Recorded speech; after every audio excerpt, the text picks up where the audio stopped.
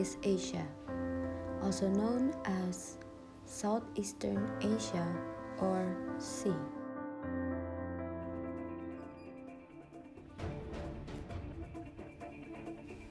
Asia Tenggara terdiri dari 10 negara yang menjangkau dari India Timur hingga Cina.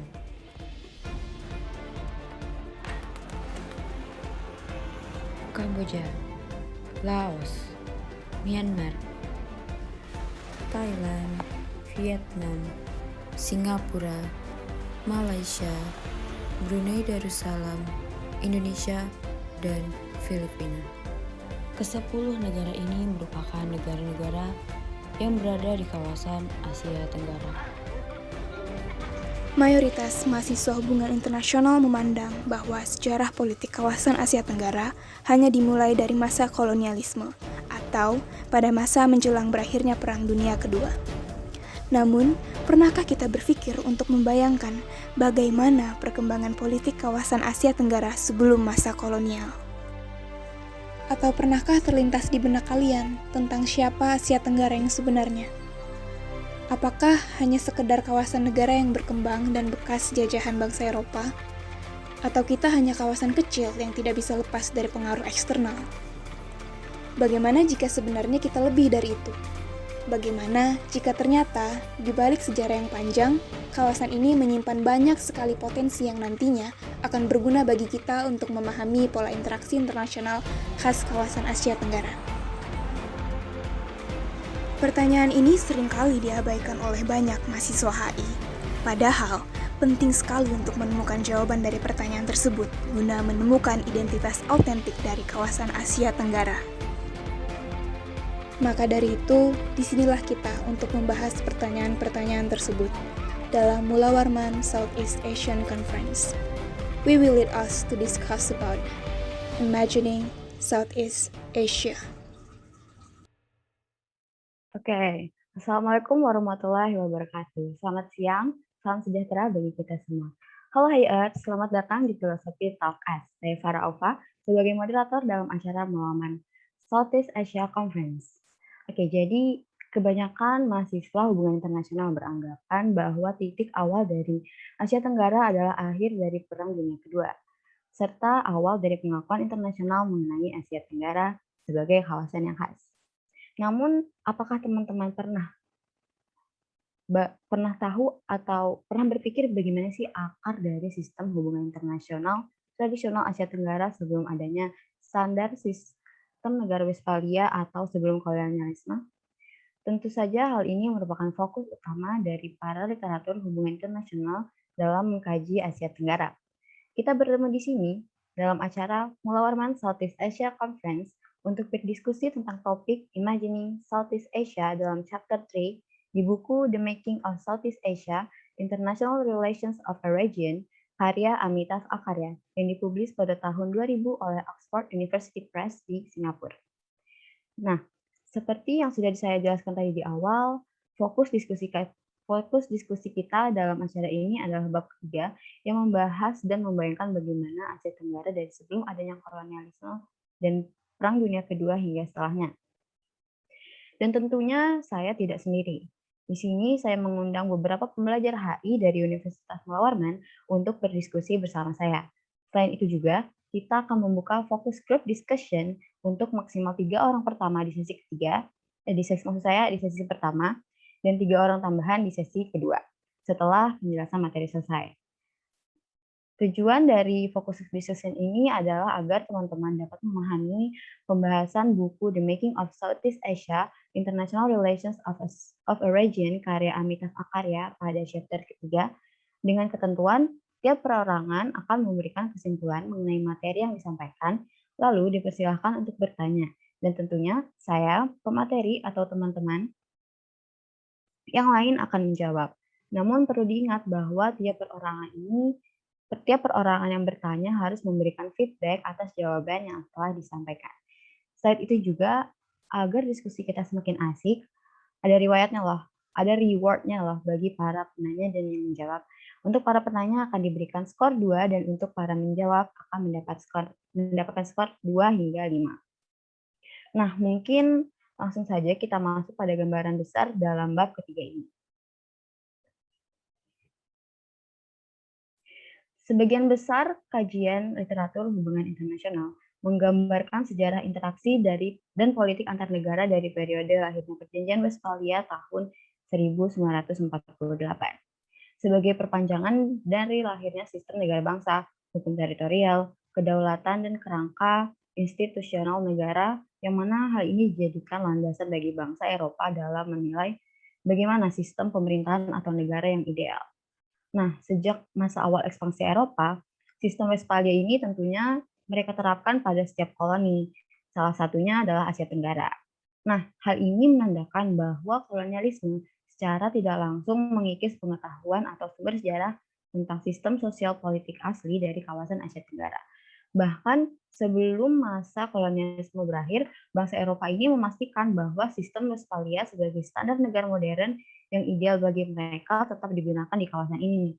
Nah, inilah yang pada akhirnya menyebabkan penelitian untuk menemukan originalitas dari identitas politik internasional Asia Tenggara, karena sistem Westphalia dan ajaran Barat yang terancam kuat pasca kolonialisme ini mengaburkan proyeksi peneliti dalam membayangkan bagaimana sih kondisi kawasan Asia Tenggara yang sebenarnya. Nah, mungkin langsung saja saya undang salah satu teman HI kita untuk memberikan sedikit pengetahuannya dalam membayangkan Asia Tenggara. Halo Nita, apa kabar?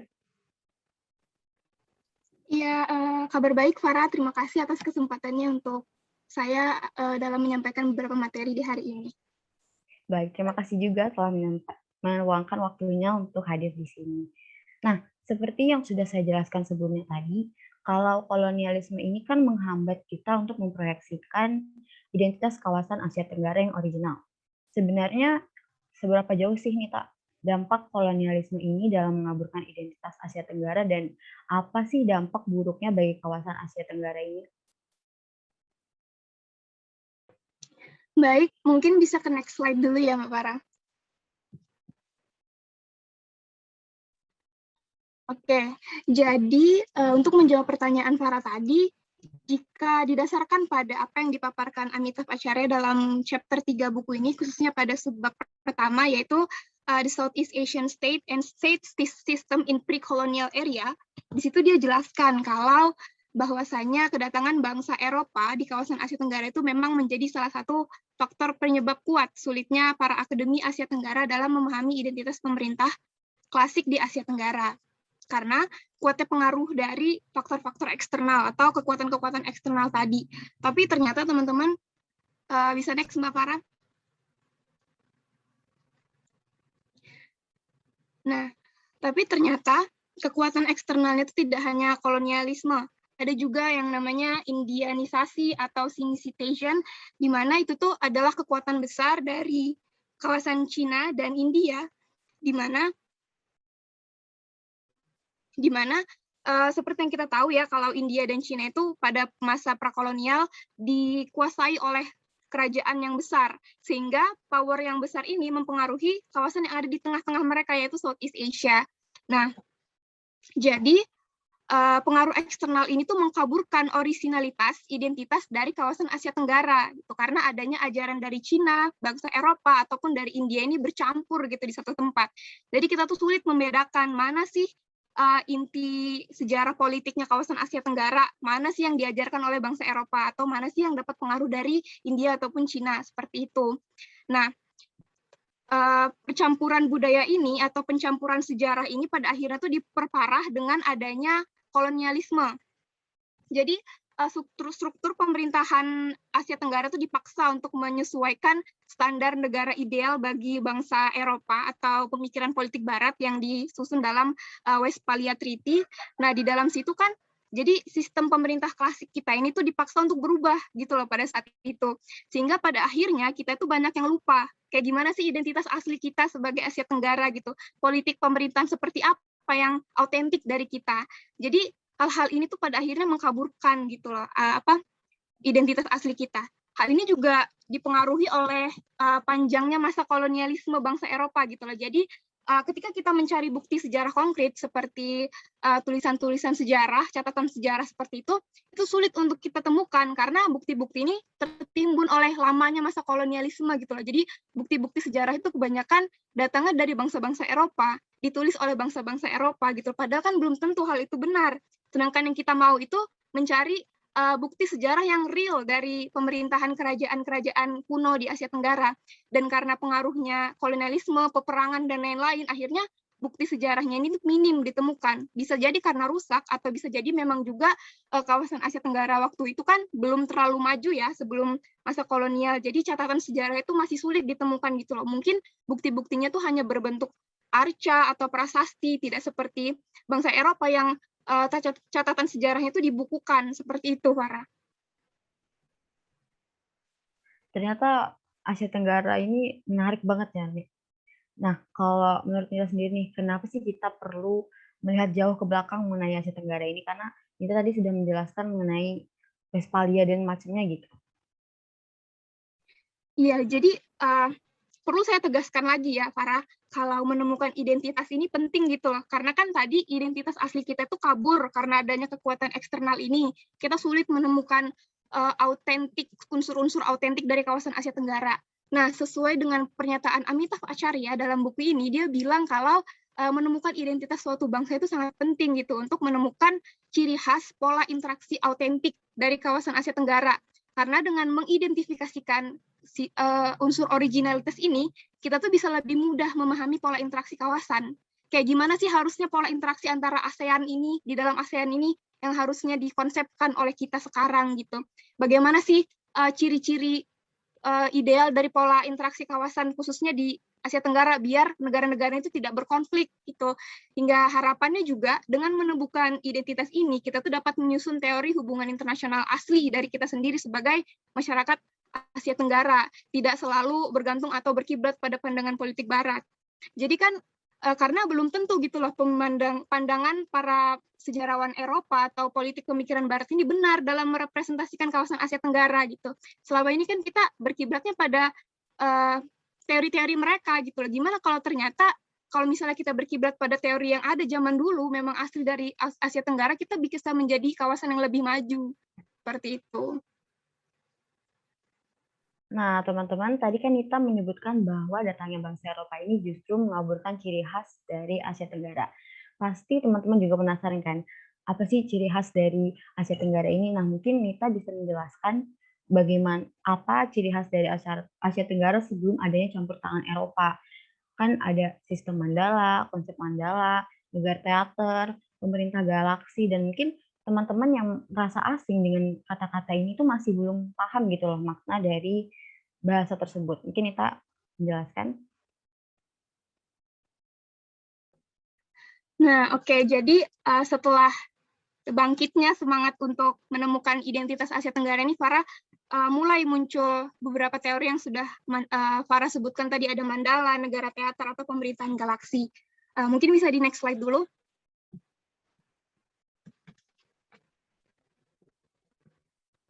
Ya, jadi hari ini teman-teman, kita akan membahas tentang beberapa teori atau konsep yang dikatakan Amitav Acharya itu memiliki potensi kuat untuk dijadikan PHI khas kawasan Asia Tenggara. Jadi dengan harapannya, dengan mengkonkretkan konsep-konsep ini, kita tuh bisa menemukan identitas asli kita, dan bisa saja kita itu menyangkal klaimnya bangsa Eropa gitu tentang kawasan Asia Tenggara yang dia gambarkan sekarang sebagai negara berkembang gitu, sebagai negara yang penuh dengan konflik seperti itu. Kan selain itu juga bangsa Eropa itu beranggapan gitu kalau mereka adalah bangsa yang membawa kemajuan sistem politik di kawasan Asia Tenggara. Jadi mereka adalah orang-orang yang mengajarkan kita gitu bagaimana sih seharusnya sistem pemerintahan yang sebenarnya bisa diaplikasikan kepada masyarakat, yaitu sesuai sama sistem Westphalia yang mereka buat gitu. Bagaimana jika kita itu sebenarnya sudah punya sistem itu gitu loh. Kan mereka bilang gitu loh, kita datang mengkolonialisasi kalian itu juga memiliki dampak positif gitu loh pada pemukiman kawasan Asia Tenggara.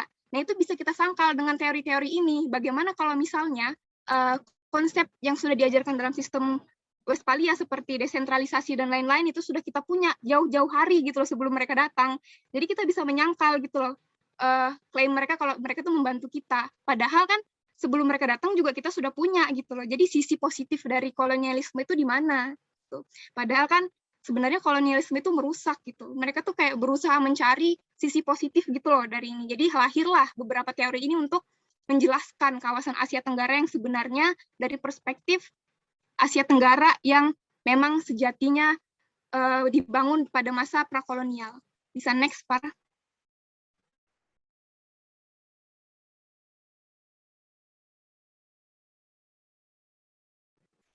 Nah, jadi yang pertama itu ada the Mandala atau konsep Mandala. Saya rasa teman-teman sebagai mahasiswa hubungan internasional di kawasan Asia Tenggara pasti udah ramah dengan kata-kata ini atau konsep Mandala ini.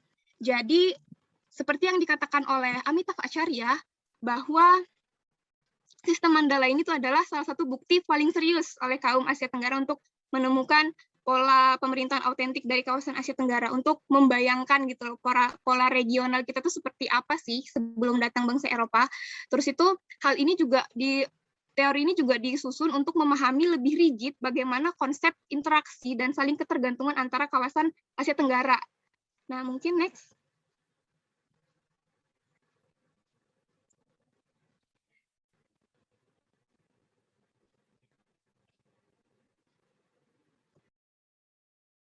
Oke, jadi konsep Mandala ini dibahas lebih rinci oleh buku ini yang ditulis oleh pemikirannya Owe Walters ya teman-teman, di mana beliau ini menggambarkan pola sistem kepemimpinan dan pemerintahan di kawasan Asia Tenggara itu terdiri dari banyak kepala yang membawahi suatu wilayah.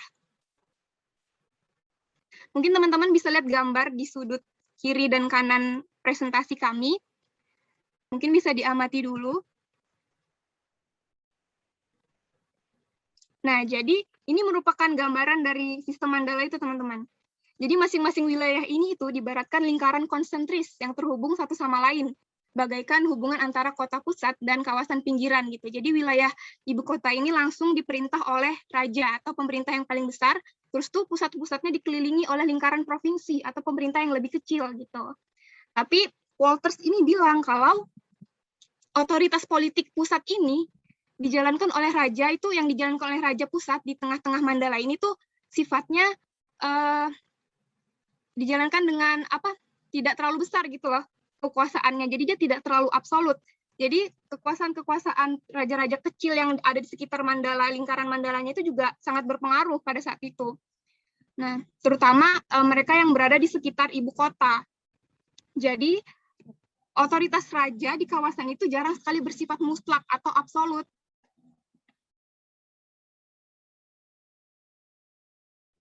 Nah, kalau ditanya nih, kenapa sih kawasan Asia Tenggara itu kekuasaannya tidak absolut pada saat itu raja-rajanya? Karena menurut Walters, di kawasan Asia Tenggara itu kental sekali dan dengan sifat yang toleransi atau kedekatan gitu. Jadi jarang sekali kita tuh berinteraksi dengan kekuatan intervensi yang sangat keras, itu jarang memang dari dulu gitu. Nah, jadi mungkin bisa saya konkretkan lagi ya teman-teman. Dari dalam skema Mandala ini, Walters menegaskan kalau kekuasaan raja itu sangat longgar, tidak ada yang otoriter. Nah, jadi kekuatan pemimpin-pemimpin kecil di bawah raja ini memang sangat berpengaruh. Disinilah letak konsep Mandala bagi Walters yang kental akan unsur multisentris. Mungkin next, Farah.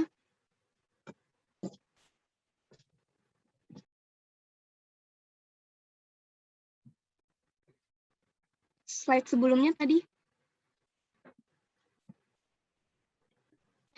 Oke. Nah, tapi menurut Walters sendiri, konsep Mandala ini tuh juga memiliki banyak kekurangan, teman-teman.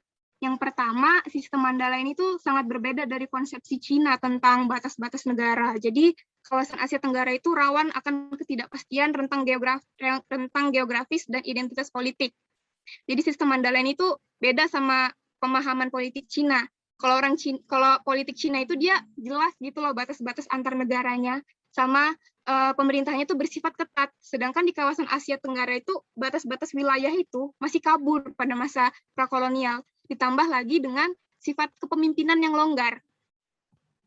Nah, selain itu bagi Wolters, dia juga menentang pandangan realisme tentang yang menggambarkan kalau kawasan Asia Tenggara itu bagaikan kalau dari pertemuan Asia Tenggara kemarin kita sudah belajar kan kalau Asia Tenggara itu bagaikan bandul gitu. Dengan bagaikan bola-bola yang bersatu dan saling berpengaruh satu sama lain, tapi dengan batas-batas yang jelas karena kan digambarkannya pakai bola-bola gitu kan. Jadi pandangan realisme itu juga hampir sama seperti itu, di mana dia merepresentasikan Asia Tenggara itu bagaikan bola biliar. Tapi si Wolters menolak hal ini karena bagi dia gambaran Asia Tenggara pada masa prakolonial itu tuh lebih ke arah bisa direpresentasikan bagaikan tambal sulam yang sering tumpang tindih. Dia tidak serapi yang sekarang. Jadi dulu itu dia masih tumpang tindih, batas-batasnya tidak jelas seperti itu. Nah, jadi karena ketidakjelasan wilayah ini, kesetiaan politiknya itu tidak pasti antara negara satu, raja dua, raja tiga, dan lain-lain itu masih tidak pasti. Jadi nggak bisa nggak bisa dibedakan juga gitu loh, mana yang hubungan internal antar Mandala sama mana yang hubungan eksternal gitu loh antar Mandala 1 dengan Mandala 2. Susah dibedakan karena batas-batasnya kabur gitu. Lantas kenapa sih kawasan Asia Tenggara pada saat itu tuh nggak mau menetapkan batas-batasnya mereka? Nah, hal ini tuh karena memang kawasan Asia Tenggara itu motivasinya tuh berbeda sama bangsa Eropa. Jadi mereka tuh memandang kawasan atau geografis Asia Tenggara itu diposisikan tidak untuk berkonsolidasi gitu. Domain mereka nggak usah diperluas, mereka nggak punya motivasi untuk memperluas wilayah. Jadi nggak apa-apa wilayah itu kabur gitu maksudnya. Karena mereka tuh berada di wilayah teritorial dengan pemikiran bahwa kita itu hidup di sini punya kepentingan yang sama. Jadi wilayah ini wilayah kepentingan kita sama-sama.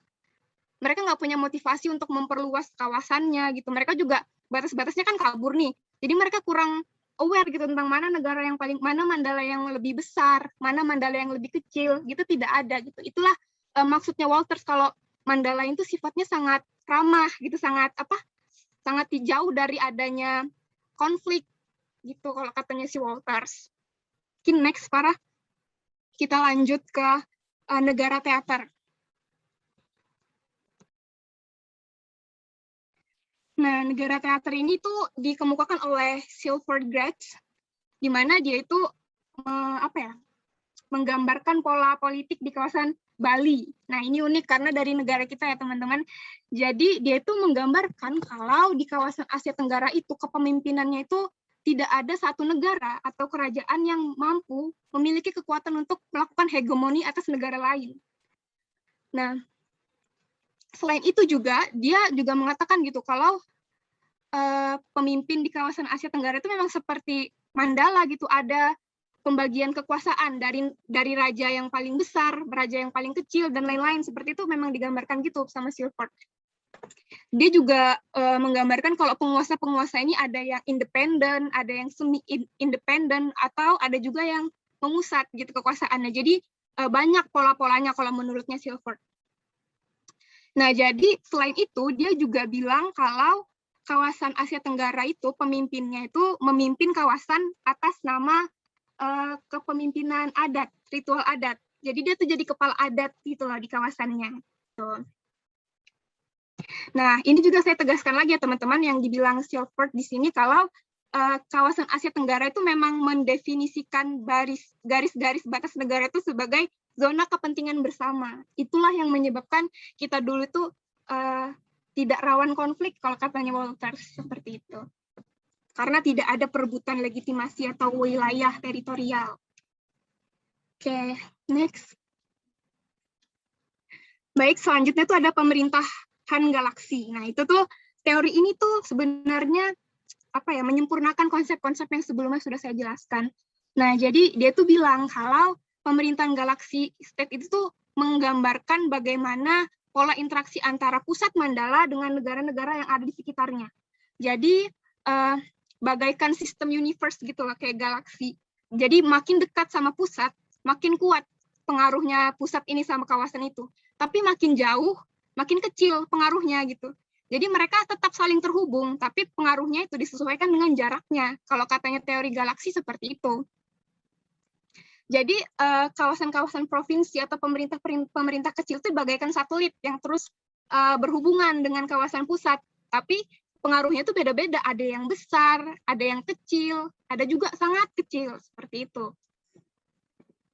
Nah, mungkin bisa saya tekankan lagi ya teman-teman, seperti yang sudah saya jelaskan tadi, kalau kawasan ini tuh sangat damai, terus tuh sifat kepemimpinannya sangat longgar dan sangat ramah, bisa dibilang kalau bahasanya Walters kan seperti itu. Jadi hal ini tuh menandakan gitu loh, kalau intinya prinsip non-intervensi ala ASEAN Ways yang sekarang kita kenal itu sudah ada dari dulu. Dan ini tuh menjadi ciri khas hubungan internasional di Asia Tenggara. Jauh sebelum bangsa Eropa datang, konsep regional itu sudah ada, kita kenal. Jadi bukan mereka yang mengajarkan kita sebenarnya, kita sudah tahu dari dulu. Nah, jadi pola pembentukan hubungan ini tuh patut kita pertahankan sampai sekarang, kalau menurutnya Walters.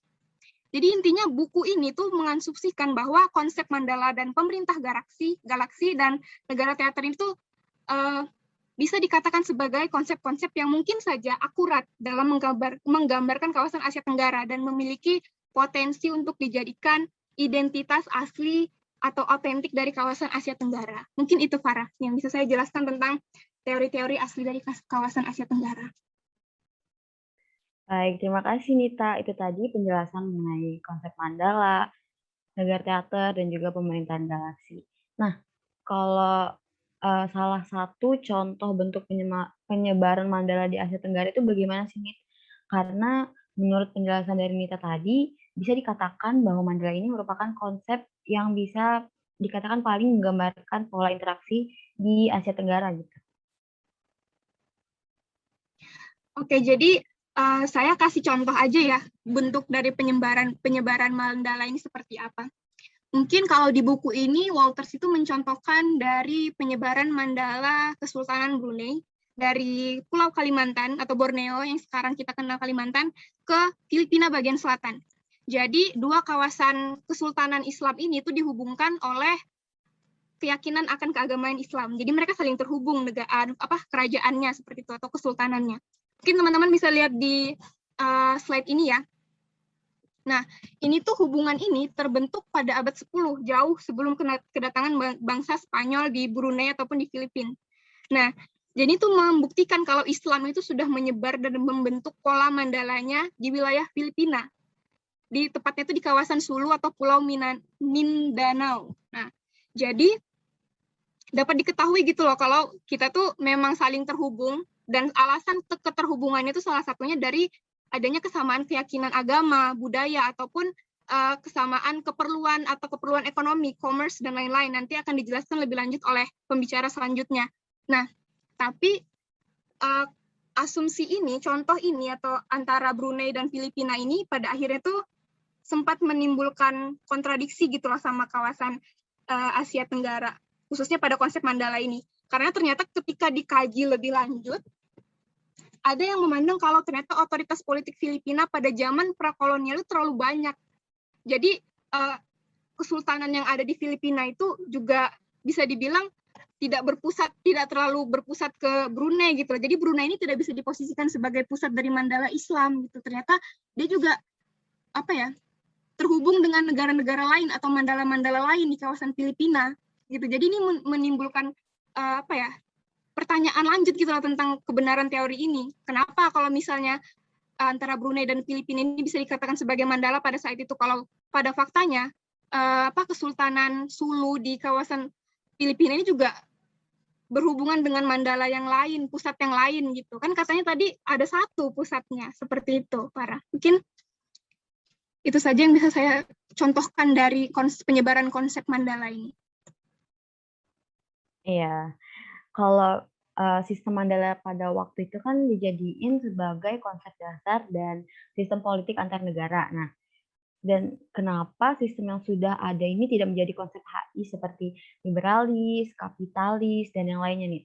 Apalagi kawasan Asia Tenggara ini kan sekarang cukup relatable dengan sistem Mandala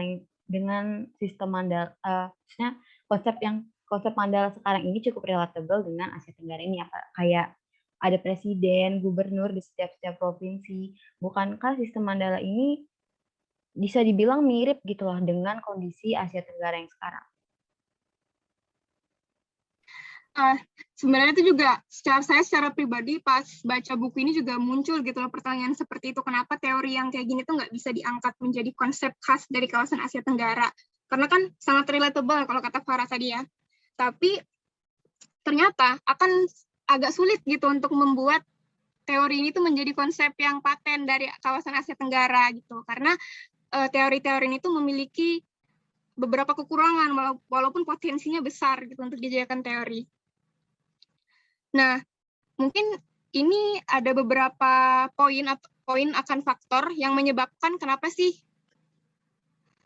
teori Mandala ini nggak bisa jadi konsep yang paten dari kawasan Asia Tenggara. Nah, yang pertama itu konsep ini memiliki kemiripan dengan konsep lain, khususnya politik pemikiran Barat yang sudah memiliki konsep yang lebih jelas dan lebih dulu dipatenkan. Nah, jadi kan Mandala ini bilang gitu kalau adanya multisentrisme kan di kawasan Asia Tenggara.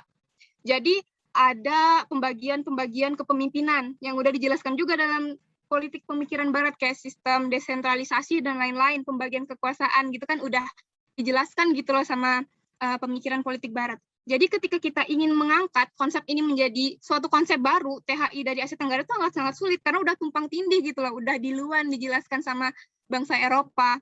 Jadi ada apa ya, faktor-faktor yang unik dari Mandala ini sulit ditemukan karena udah dijelaskan walaupun memang merepresentasikan kawasan ASEAN itu sudah duluan dijelaskan dalam konsep-konsep pemikiran Barat gitu.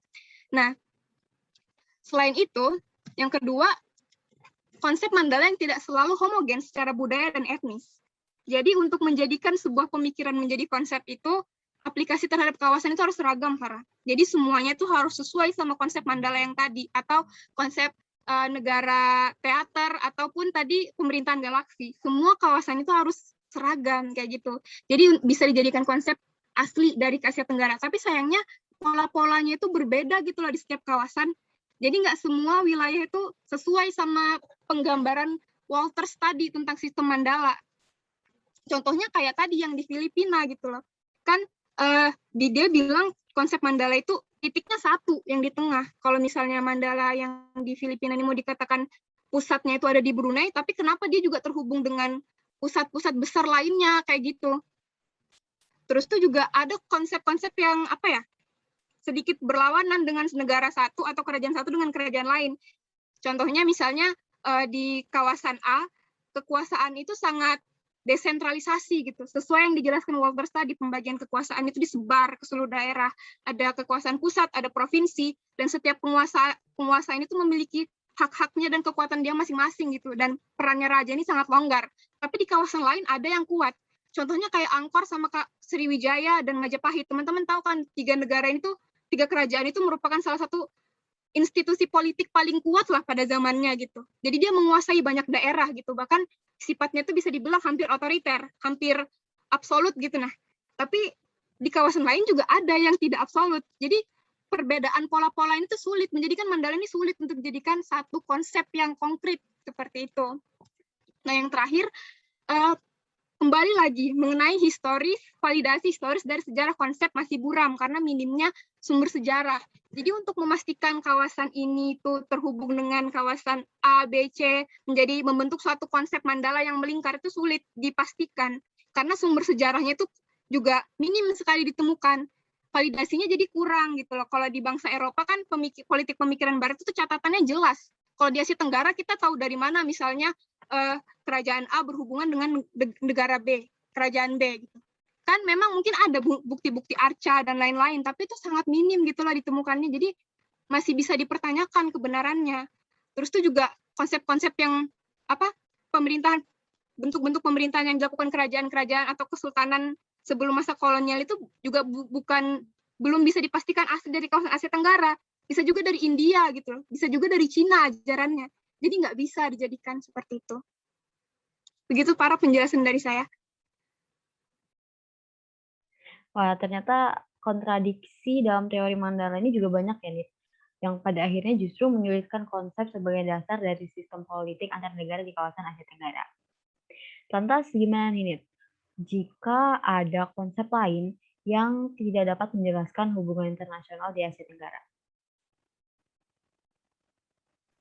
Memang banyak kontradiksi ya, seperti yang sudah saya jelaskan. Jadi yang menyulitkan konsep mandala atau beberapa teori yang sudah saya jelaskan tadi itu menjadi identitas otentik dari kawasan Asia Tenggara. Tapi tenang saja teman-teman, di dalam chapter 3 ini juga dijelaskan kalau ada beberapa tokoh yang menjelaskan kontradiksi ini, bahwa kayak meluruskan gitu loh, pemikiran itu sebenarnya tidak sepenuhnya salah gitu. Mungkin bisa next slide dulu.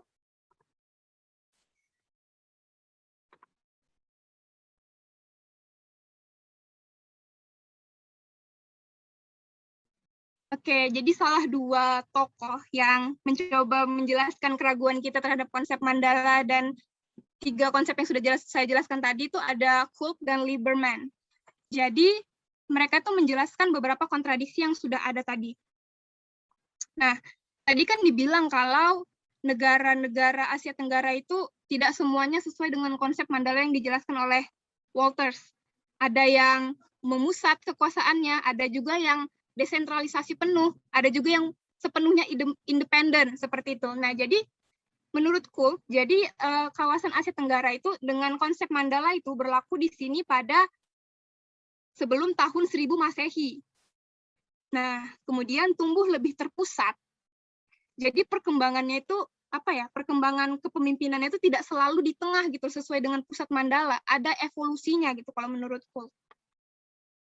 Nah, tapi setelah berdirinya kerajaan Angkor pada awal abad ke-9 di Asia Tenggara, mulailah muncul kecenderungan menuju kekuatan supranasional gitu. Kalau bahasanya itu kalau sepemahaman saya dalam buku ini tuh dia mulai mensentral gitu ke kepemimpinan Angkor. Nah, jadi mulailah ini kepemimpinan sentris ini tuh mulai tersebar di kawasan Asia Tenggara. Walaupun awalnya juga sempat gitu ada desentralisasi.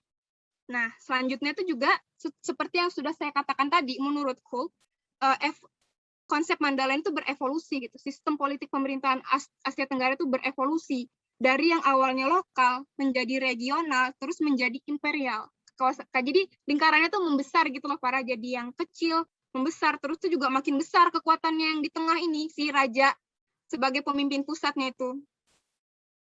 Terus, menurut Cook juga, walaupun ada kritik-kritik yang sudah disampaikan kepada teorinya si Walters tadi, konsep Mandala ini tetap bisa dijadikan landasan gitu untuk memahami kawasan Asia Tenggara, karena beberapa pusat kekuasaan itu memiliki kemiripan unsur sistem politik. Walaupun berbeda, tapi bisa ditemukan di kawasan lain gitu. Jadi memang ada pola-pola tersendiri gitu loh, walaupun berbeda-beda, tapi mereka tetap satu, terikat dalam satu kawasan. Gitu kalau katanya Cook. Mungkin bisa next lagi, kita bahas pemikirannya Lieberman. Nah, Lieberman ini agak sedikit mirip ya sama pemikirannya Cook tadi, kalau dia bilang pemerintahan kawasan Asia Tenggara itu memang tidak selamanya multisentris. Nah, pertama dia bilang di tahun 900 sampai 1450 Masehi, bentuk pemerintahannya itu semi-independen. Dan polanya itu ditemukan di kawasan Pangan, Kampa, dan Daefat. Lanjut ke periode yang selanjutnya. Nah, pola yang kedua itu ditemukan di tahun 1600 sampai 1840 yang menggunakan Indic administration yang sifatnya itu sangat desentralisasi. Jadi kekuasaannya itu menyebar, nggak fokus di satu. Nah, pola yang seperti ini tuh ditemukan di Melayu, Thai, dan Khmer. Terus itu di periode yang sama, ada pula ini sistem Indic administration yang sifatnya mulai terpusat. Di waktu yang sama itu ada pola-pola lain gitu yang berbeda. Nah, jadi ditemukan di kawasan Kamboja dan Langsang. Selanjutnya di tahun 1831 tuh mulai muncul tuh periode pemerintahan ala administrasi Cina yang sangat terpusat. Ditemukannya tuh di kawasan Vietnam. Nah, jadi memang dari sini kita bisa mulai paham ya teman-teman kalau kita tuh berevolusi gitu loh, sistem pemerintahannya nggak selamanya sentris, nggak selama juga desentralisasi. Jadi ini nih pemikirannya Lieberman, kalau memang kawasan Asia Tenggara itu ada pola-pola tertentu yang membentuk mandalanya, tapi tidak statis, selalu berevolusi gitu. Itu saja Farah mungkin kalau untuk penjelasan pemikiran tokoh-tokoh. Jadi bisa dikatakan bahwa pemikiran dua tokoh ini lumayan mirip ya, Nit. Karena sama-sama berpandangan bahwa Asia Tenggara ini berevolusi dan berubah-ubah gitu.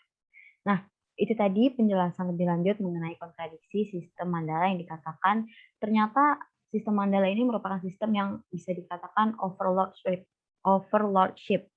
atau adanya kesenjangan dari politik pusat yang berkuasa dan wilayah yang lemah, meski bisa saja wilayah yang lemah itu justru merupakan wilayah yang kuat. Lantas gimana nih, Nit? Perbedaan Asia Tenggara dan Eropa?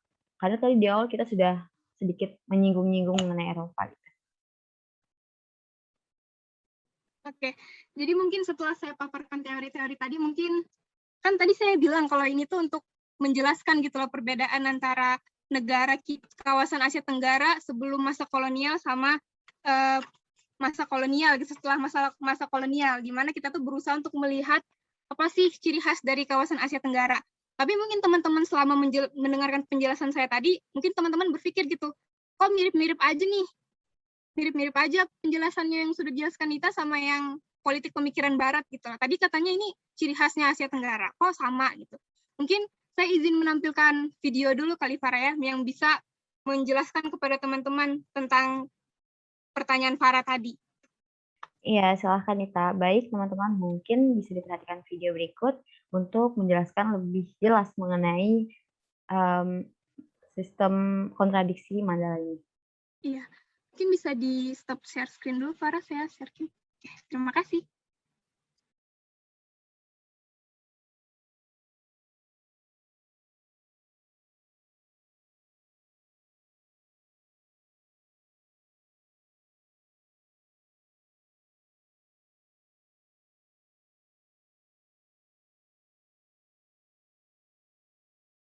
Meet Editor X, the world's most advanced website design platform.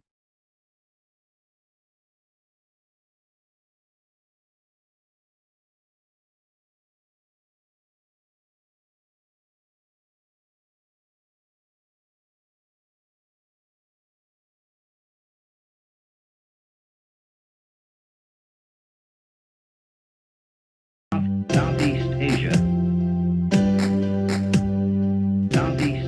First concept is the idea of a mandala. What is a mandala? A mandala is this kind of funky symbol that we find in Indian culture, and what it was used for in Southeast Asian studies was to try to describe a kind of kingdoms or political centers that had diffuse political power. Essentially, what people notice when they look at Southeast Asian history was they didn't see clearly defined states with clear borders, but instead they saw political centers, and from those centers some kind of power emanated, but then it became diffuse, and it didn't kind of match any clear state borders.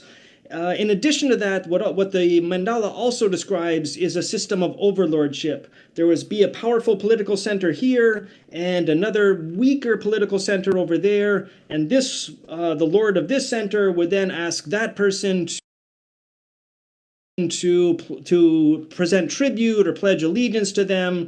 Meanwhile, there might be another powerful center over here, and that center might also ask this weaker center to pledge allegiance to them as well, and they would do that. So it's this kind of fluid state system of political centers and diffuse power. What's the problem with this? The problem is that it's not unique to Southeast Asia. This is something we find everywhere in the pre-modern world. Even China, the big sort of the place that's often used to counter Southeast Asia, they had political centers there, and the power became diffuse after that.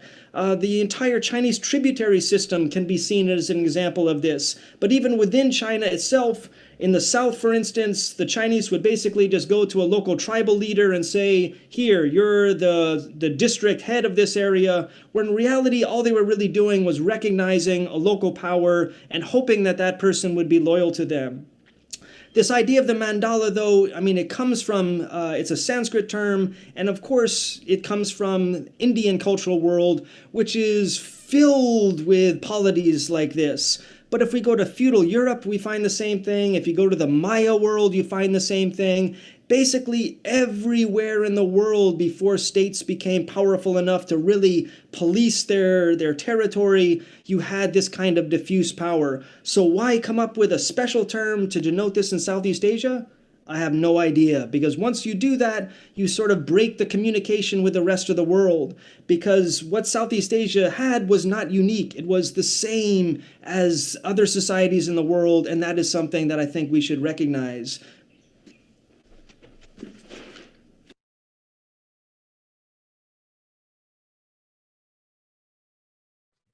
Nah, jadi dari cuplikan video tadi itu terlihat ya teman-teman salah satu contoh pemikiran para pengamat sejarah atau pengamat politik hubungan internasional di kawasan Asia Tenggara. Mereka tuh beranggapan kalau sebenarnya konsep Mandala ini tidak berbeda dengan konsep-konsep yang sudah dijelaskan oleh politik pemikiran Barat gitu. Tapi masa sih nggak ada bedanya gitu? Jadi di buku ini tuh dijelaskan bedanya itu ada teman-teman. Mungkin Farah bisa share screen lagi slide yang udah tadi kita siapkan.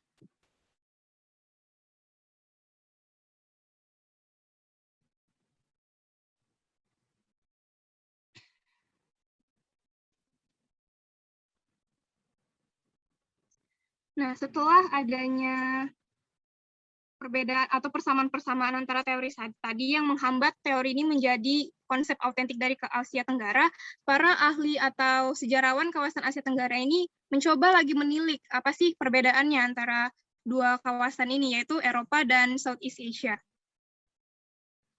Nah, yang pertama itu menurut Anthony Dace. Jadi, kalau katanya Anthony Dace dalam buku ini, dia bilang kalau negara Asia Tenggara itu bukan negara absolut, seperti di kawasan Eropa. Jadi sistem kedaulatan pemerintah itu juga tidak terorganisir di sini, seperti yang saya bilang tadi, kabur. Selain itu juga ini berbeda dengan kawasan regional ala Eropa, yang sistemnya itu lebih tersusun. Nah, selain itu juga seperti yang sudah saya jelaskan tadi ya, sistem pemerintahan kita itu longgar sifatnya, tidak absolut. Dan ini menjadi perbedaan pertama yang mungkin kita perlu ketahui antara kawasan Southeast Asia dan Eropa. Nah, yang kedua itu menurutnya Walters, di mana dia bilang kalau pengelolaan hubungan antar kawasan di Asia Tenggara itu jauh dari unsur paksaan. Nah, di sini tuh ilmuwan tuh seringkali mengabaikan gitu peran kekerasan perang dalam memandang kawasan Asia Tenggara ini. Jadi, walaupun di masa kolonial ini kita juga melakukan perang, tapi pola dan motivasinya tuh berbeda dengan kawasan Eropa. Seperti yang udah saya jelaskan tadi, kalau kita tuh berperang itu untuk perebutan tenaga kerja dan adanya dendam kebudayaan gitu antara Mandala satu dengan Mandala lain. Berbeda dengan di Eropa, di mana kan empire di Eropa waktu itu tuh pada masa pra-Westphalia mereka itu berperang untuk mencari legitimasi wilayah, melebarkan teritori dengan cara kekerasan. Nah, sedangkan kalau kata Walters, kita tuh nggak pakai unsur paksaan. Kalau katanya dalam bahasanya Walters itu cara penguasa Asia Tenggara dalam menggait kawasan lain untuk masuk ke dalam Mandalanya itu dengan cara merayu. Kalau katanya Walters. Nah, jadi para bawahan-bawahannya ini juga tidak dipimpin dengan cara yang keras gitu, dengan adanya hukuman kalau dia melanggar dan lain-lain gitu, tidak. Dan juga pajak yang diberikan kepada kawasannya itu tidak memberatkan gitu loh kalau katanya Walters. Jadi sistemnya itu mereka ikhlas ngasih pajaknya karena hubungannya ini tadi tanpa paksaan. Kan kalau di daratan Eropa itu salah satu yang menyebabkan terjadinya runtuhnya kerajaan-kerajaan di sana itu karena pajak-pajak diambil sangat besar gitu kepada rakyat. Jadi rakyat ini tersiksa gitu. Kalau di Asia Tenggara itu berbeda. Rakyat-rakyat yang ikut dalam sistem Mandala ini di bawah kepemimpinan satu raja yang besar, mereka tuh memberikan upeti atau pajak itu secara ikhlas. Karena mereka merasa, seperti yang saya bilang tadi kan, raja itu direpresentasikan sebagai dewa, pemimpin adat. Jadi dia ikhlas ngasihnya, tidak ada unsur paksaan. Nah, ini tuh memang jadi ciri khas gitulah jadi Asian Ways, gimana adanya hubungan yang ramah, tanpa paksaan di Asia Tenggara itu memang sudah ada dari dulu, katanya Walters. Nah, asumsi Walters tentang rajanya itu juga sesuai sama apa yang digambarkan oleh Silford dalam teori negara teater, kalau raja itu direpresentasikan sebagai pemimpin keagamaan secara spiritual atau kepercayaan spiritual, berbeda sama bangsa Eropa. Mungkin teman-teman tahu kan kalau bangsa Eropa itu dulu juga menggunakan agama atau keyakinan sebagai unsur yang dapat menyatukan pengikutnya. Jadi wilayahnya itu bisa besar gitu dengan mengumpulkan beberapa orang di wilayah atas nama agama. Tapi perantaranya kan lewat gereja, kalau katanya Silford. Sedangkan di kawasan Asia Tenggara ini tidak, pemimpinnya langsung memimpin kepercayaan ritual dan lain-lain itu sudah langsung pemimpin dari mandalanya itu. Selanjutnya juga dari Anthony Dace lagi. Jadi dia bilang kalau walaupun di kawasan Asia Tenggara itu memang juga terjadi perang atau ada unsur kekerasan juga, tapi motivasinya tuh beda gitu loh sama yang ada di Eropa. Konfliknya itu juga atas konflik dendam, kebudayaan, atau perbuatan tenaga kerja, bukan untuk legitimasi seperti di kawasan Eropa. Nah, jadi dengan sifat-sifat ini tadi, perbedaan-perbedaan ini tadi, yaitu yang pertama adanya tidak adanya absolutisme, terus tuh ada juga tidak ada unsur paksaan, terus tuh raja memimpin sebagai representasi pusat gitu, dan juga perebutan atau konflik yang tidak atasnamakan atas legitimasi tuh menurut Walters harus dipertahankan untuk Asia Tenggara karena memang polanya seperti itu untuk memastikan kawasan-kawasan multikultural ini tuh tetap bertahan gitu loh dalam satu organisasi regional kalau katanya Walters. Mungkin seperti itu Farah perbedaannya antara Eropa sama Southeast Asia.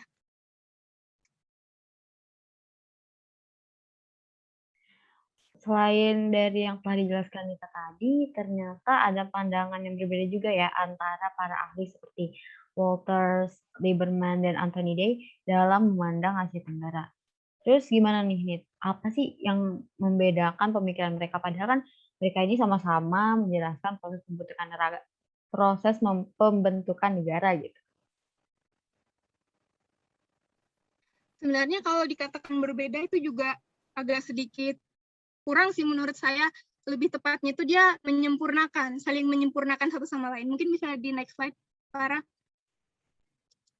Nah, jadi ada beberapa asumsi para sejarawan yang ditulis dalam buku ini, yaitu ada Walters, ada Anthony Day, dan Lieberman. Jadi ketiga tokoh ini tuh memiliki pandangan yang sedikit berbeda, tapi saling melengkapi. Nah, pertama itu pemahaman Walters tentang Mandala yang multisentris. Jadi si Walters ini bilang Mandala itu multisentris. Nggak selalu, kekuatannya itu nggak sentral gitu loh, nggak absolut kalau katanya Walters. Nah, selain itu, Walters ini tuh dalam memandang kawasan Asia Tenggara itu sangat positif. Dia bilang kita itu kental sekali akan soft diplomasi dan minim akan konflik. Hal ini juga asumsi-asumsi Walters dalam sistem Mandala untuk memandang kawasan Asia Tenggara ini sedikit berbeda sama pandangannya Anthony Dace. Di mana Anthony Dace berpikir kalau Asia Tenggara itu nggak selalu minim konflik, kita juga punya chaos gitu loh di kawasan kita. Jadi nggak selamanya tentram dan damai. Dia tuh menentang gitu loh pemikiran Walters yang terlalu positif akan kawasan Asia Tenggara. Jadi menurutnya Anthony Dace, Asia Tenggara itu juga punya konflik atau chaos karena adanya unsur multisentris dan adanya unsur kemajemukan di antara kawasan Asia Tenggara. Mungkin ini sudah dibahas di chapter 1 ya, di mana teman-teman kemarin bilang kalau kawasan kita itu sangat sering terjadi konflik kebudayaan, konflik budaya, bentrok antar budaya, seperti itu. Nah, itu tuh juga digambarkan oleh Anthony Dace. Jadi nggak bisa dikatakan kawasan itu sangat minim konflik dan kental akan soft diplomasi gitu. Tapi memang motivasinya berbeda, bukan untuk legitimasi atau penyebaran teritorial wilayah gitu. Agak berbeda kalau katanya Anthony Dace. Lanjut ke Lieberman. Nah, kalau Lieberman ini, dia itu menentang pandangan Walters yang mengatakan kalau Mandala itu multisentris. Jadi dia menyempurnakan lagi konsepnya si Walters ini. Dia mengkelompokkan, seperti yang sudah saya sebutkan tadi, tentang adanya administrasi India memusat, terus ada juga yang administrasi India yang desentralisasi. Jadi itu Lieberman yang mengemukakannya, di mana dia tuh membagi pola penyebaran Mandala ini dalam 4 bentuk pola yang berbeda gitu. Mulai dari desentralisasi, terus berkembang jadi semi desentralisasi, terus berkembang lagi jadi mulai memusat, sampai akhirnya itu juga lebih memusat lagi pada masa administrasi Cina, di mana kita tuh di mana saat munculnya negara-negara atau kerajaan Angkor, Sriwijaya, Majapahit yang kerajaan-kerajaan besar yang pada akhirnya itu membuat sentralisme di Mandalanya itu semakin kuat gitu, pemimpin di daerah pusatnya itu semakin kuat. Nah, jadi menurutnya Lieberman, Mandala itu selalu berevolusi dan polanya itu selalu berubah, nggak selalu desentralisasi, nggak selalu multisentris. Ada saatnya dia memasuki pola yang sangat sentris. Seperti itu kalau katanya Lieberman. Nah, jadi walaupun mereka tuh berbeda pandangannya, tapi tetap intinya mereka tuh sama-sama memandang kalau ciri khas dari kawasan Asia Tenggara itu sangat damai gitu. Walaupun memang sempat ada chaos, tetap ada chaos, tapi memang ciri khasnya itu memang non-intervensi, hubungan antar negara atau kerajaan yang longgar, tidak ramah, tidak terlalu sering menggunakan konflik senjata seperti itu. Jadi memang dia bilang pola hubungan yang seperti ini yang sudah terjadi pada masa prakolonial itu sudah harus dipertahankan sampai sekarang gitu. Memang ciri khas kita seperti itu. Jadi kalau misalnya kita ada konflik, ya cara penyelesaiannya seperti itu. Desainnya harusnya seperti ini. Desain untuk menjadi regional yang longgar. Saling berhubungan tapi tidak saling mengintervensi seperti pada prinsip Asian Ways. Itu saja mungkin yang saya bisa sampaikan. Nanti akan dilanjutkan lebih jelas oleh Mirna. Terima kasih Farah atas waktunya. Terima kasih juga Nita atas pembahasannya. Nah, ternyata teman-teman sangat menarik ya pembahasan yang telah dipaparkan oleh Nita tadi. Dan juga saya dapat simpulkan bahwa konsep yang berusaha menggambarkan sisi originalitas Asia Tenggara ini cukup banyak. Dan ternyata setelah dipikir-pikir juga sistem pemerintahan dan konsep negara bangsa Asia Tenggara ini pada saat sebelum Perang Dunia II atau kolonialisme cukup berbeda dengan Eropa. Asia Tenggara ini cenderung tidak menggunakan hak kuasanya dalam hal segalanya kayak batas negara. Namun Eropa ini sangat mementingkan sistem kedaulatannya untuk mewujudkan negara yang pemerintahannya terorganisir. Gitu. Jadi sangat penting juga bagi para ilmuwan Asia Tenggara untuk mematenkan ciri khas Asia Tenggara. Oke, kita lanjut kepada teman HI kita selanjutnya yang akan menjelaskan mengenai Asia Tenggara dengan Asia Tenggara yang membayangkan terbentuknya melalui perdagangan serta kolonialisme yang tentunya memiliki pengaruh, dan juga bagaimana sih Asia Tenggara ini dibayangkan sebagai sebuah kawasan setelah perang. Oke, halo Mirna, apa kabar? Baik. Kabar baik ya Mirna pasti ya. Oke, seperti yang sudah saya dijelaskan oleh Nita tadi, bahwa ternyata konsep Mandala ini ternyata terhubung gitu loh satu sama lain dengan negara-negara lainnya. Nah, di subbab yang kedua ini kan adalah commerce, colonialism, and the regional concept. Bagaimana sih Mirna pengaruh perdagangan dan kolonialisme terhadap pembentukan Asia Tenggara sendiri? Ya, baik. Seperti yang sudah dibilang sama Nita tadi, kalau pola hubungan antar negara di kawasan Asia Tenggara sebenarnya sudah ada terbentuk dulu sebelum era kolonialisme. Nah, di chapter 3 buku ini juga ada dijelaskan bahwa untuk membayangkan Southeast Asia, kita bisa melakukannya dengan melihat pada interaksi negara-negara di dalamnya melalui praktik perdagangan dan kolonialisme, bahkan sampai sesudah kolonialisme dan Perang Dunia II berakhir. Yang pertama saya akan menjelaskan mengenai pengaruh commerce terhadap Asia Tenggara. Salah satu ciri khas dari sistem Mandala tentang pola hubungan intraregional itu diubah oleh dua faktor. Yang pertama perdagangan dan yang kedua itu kolonialisme. Nah, teman-teman semua, dulunya perdagangan itu nggak dianggap penting secara ilmiah karena menurut salah satu aliran yang mempelajari mengenai ekonomi politik kawasan Asia Tenggara yaitu Asiatic Mode of Production atau yang disingkat dengan AMP, perdagangan itu bukan aspek yang penting dalam ekonomi domestik di negara-negara klasik. Mereka bilang ini karena mereka melihat dari praktik autarki yang ada dulu. Nah, autarki itu adalah kebijakan perdagangan terbatas. Jadi dulu itu negara-negara Asia Tenggara ada sistem pemasaran yang berarti di mana negara Asia Tenggara memproduksi sendiri kebutuhan mereka secara lokal melalui hubungan nilai tukar timbal balik atau barter. Barter maksudnya kayak tukar barang sama barang. Jadi dulu belum ada kayak tukar uang sama barang. Tapi ternyata walaupun AMP beranggapan perdagangan itu nggak penting dalam sejarah Asia Tenggara sendiri, tapi ada bukti substansial yang menunjukkan kalau sebenarnya peran utama perdagangan itu juga penting dalam menciptakan Asia Tenggara itu sendiri, yang mana ini ditemukan oleh KR Hall yang menemukan bahwa ada hubungan yang kuat antara perdagangan maritim dengan pembentukan negara paling awal, yaitu Asia Tenggara sendiri, di mana Asia Tenggara awalnya itu didirikan di rute perdagangan antara Cina dan India, yang keduanya ini merupakan negara yang memiliki pengaruh yang sangat kuat, sehingga negara-negara yang berada di dekat dua negara ini punya produktivitas yang tinggi dalam bidang perdagangan. Contohnya itu kayak waktu itu Kerajaan Majapahit dan Vietnam.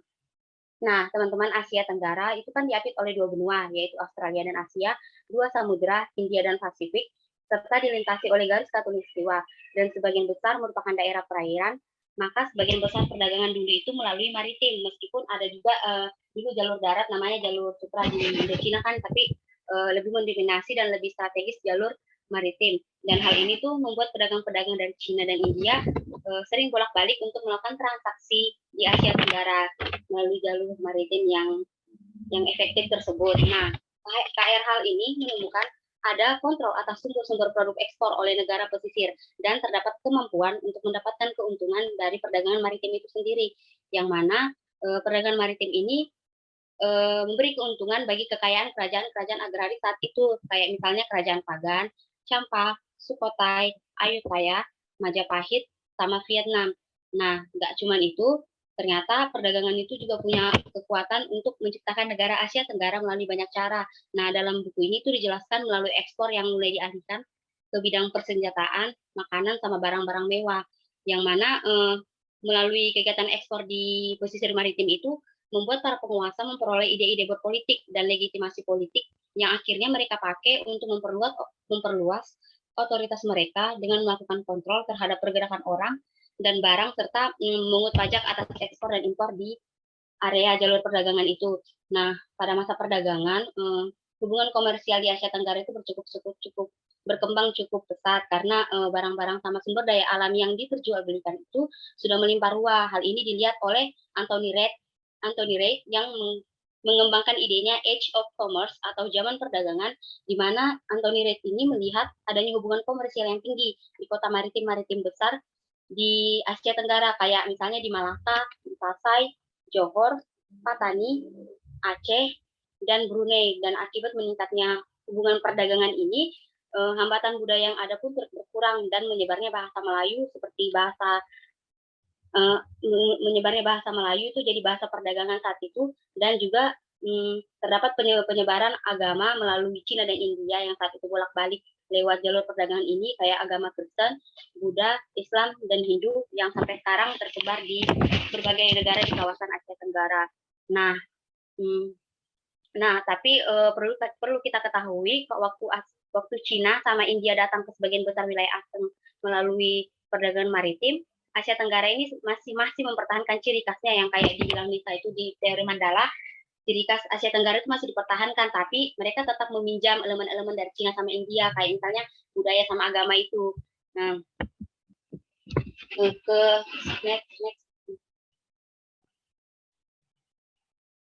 Nah, kemudian ada pengaruh dari kolonialisme. Nah, waktu perdagangan di Asia Tenggara berkembang pesat melalui hubungan maritim yang dilakukan oleh Cina sama India, informasi mengenai negara-negara Asia Tenggara dengan kekayaan yang melimpah dan wilayah yang strategis serta berpotensi besar untuk perdagangan itu sampai menarik perhatian bangsa Eropa. Jadi mereka tuh melakukan survei kan, yang pertama dimulai dari Columbus waktu itu ke wilayah Asia Tenggara, yang akhirnya mereka turun di bagian Jawa sama Sumatera kan. Nah, waktu itu mereka melihat bahwa Asing ini ternyata rempah-rempah dan sumber dayanya melimpah. Jadi mereka mulai melakukan penjajahan ke kawasan Asia Tenggara untuk mengeksploitasi semua sumber daya alam yang ada dan menguasainya. Dampak dari kolonialisme ini bisa dilihat dari pengaruh Eropa setelah tahun 1825, yang mana memberikan dampak menghambat kontak antar masyarakat dengan pemerintahan negara kawasan itu sendiri, karena setiap koloni menjadi semakin terikat dengan wilayah metropolitan. Terus juga kolonialisme ini menghambat hubungan intraregional di kawasan Asia Tenggara sendiri, karena mereka kurang minat mereka untuk mengembangkan kerangka diplomasi regional. Jadi kayak Asia Tenggara dulu belum ada kayak kerjasama diplomasi. Baru-baru kan setelah perang itu baru ada kerjasama kayak ASEAN dibentuk. Nah, dan kolonialisme ini juga memecah rute maritim tradisional Asia Tenggara yang mengikat Asing sendiri dan menghubungkannya dengan dunia luar. Jadi bisa saya simpulkan lah kalau misalnya kolonialisme ini dampaknya lebih merusak Asia Tenggara dibanding sama perdagangan tadi. Itu saja untuk bagian kolonialisme dan commerce. Saya kembalikan ke moderator. Oke, berarti dapat dikatakan bahwa perdagangan ini sangat kompleks ya Mir dalam menciptakan kembali Asia Tenggara. Nah, tadi juga Mirna sudah menjelaskan tentang pengaruh kolonialisme gitu. Em, kan Asia Tenggara ini juga dibayangkan kembali saat setelah perang nih. Gimana sih Mir itu penjelasannya? Oh ya, jadi di next dulu slide-nya.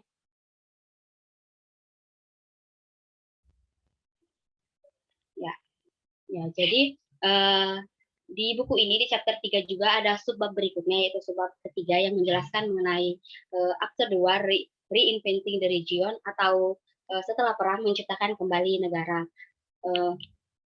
Sebenarnya konsep Asia Tenggara sendiri itu sudah muncul dalam wacana akademik sebelum pecahnya Perang Dunia Kedua melalui peradaban Cina dan India, yang mana membuat para pembuat kebijakan Barat itu melihat Asia Tenggara sebagai sesuatu yang lebih besar, sehingga minat akademisi di Asia Tenggara itu meningkat, dan muncullah konsep virtual Asia Tenggara dengan membayangkannya sebagai wilayah yang mandiri secara budaya.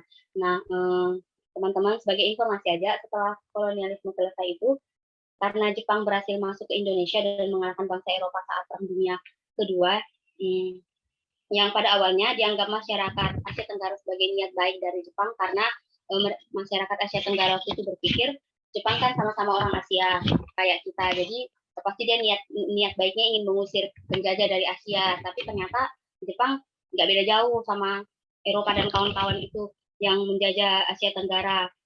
Mereka juga mau menguasai sumber daya di Asia Tenggara. Namun kedatangan Jepang ini, walaupun dia memimpin Asia Tenggara dalam waktu yang singkat, Jepang juga ada memberikan dampak yang bagus gitu, nah, buat Asia Tenggara, di mana Jepang itu menghancurkan partisi kolonial di Asia Tenggara saat itu, sehingga wilayah Asia Tenggara mulailah melebur mulai terbentuk sudah hubungan-hubungan erat antara satu daerah dengan daerah lainnya, yang dimana pas waktu Eropa menjajah Asia itu nggak diberlakukan hal itu, tapi Jepang membuat hubungan erat antar kawasan itu ada. Terus itu Jepang juga menciptakan basis baru untuk tatanan regional Asia Tenggara. Nah, tapi meskipun begitu kan masyarakat itu banyaklah yang menentang kepemimpinan Jepang waktu itu, karena Jepang tetap aja menjajah Asia Tenggara. Jadi waktu itu terbentuklah CIH. Bisa di next dulu slide-nya.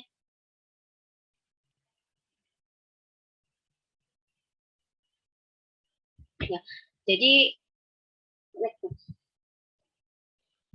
ya, jadi waktu itu terbentuklah CEAC atau Southeast Asia Command, yang merupakan penyebutan istilah Asia Tenggara pertama kali. Jadi Asia Tenggara dulu disebutnya Southeast Asia Command. Nah, itu kenapa dikasih nama kayak gitu? Karena itu sebagai tanda bahwa Asia Tenggara adalah negara bekas jajahan Jepang. Nah, tugas Southeast Asia Command ini adalah untuk memulangkan sekutu di Asia Tenggara selama Perang Dunia Kedua dan memulihkan ketertiban daerah yang dijajah sampai penentuan status akhir mereka.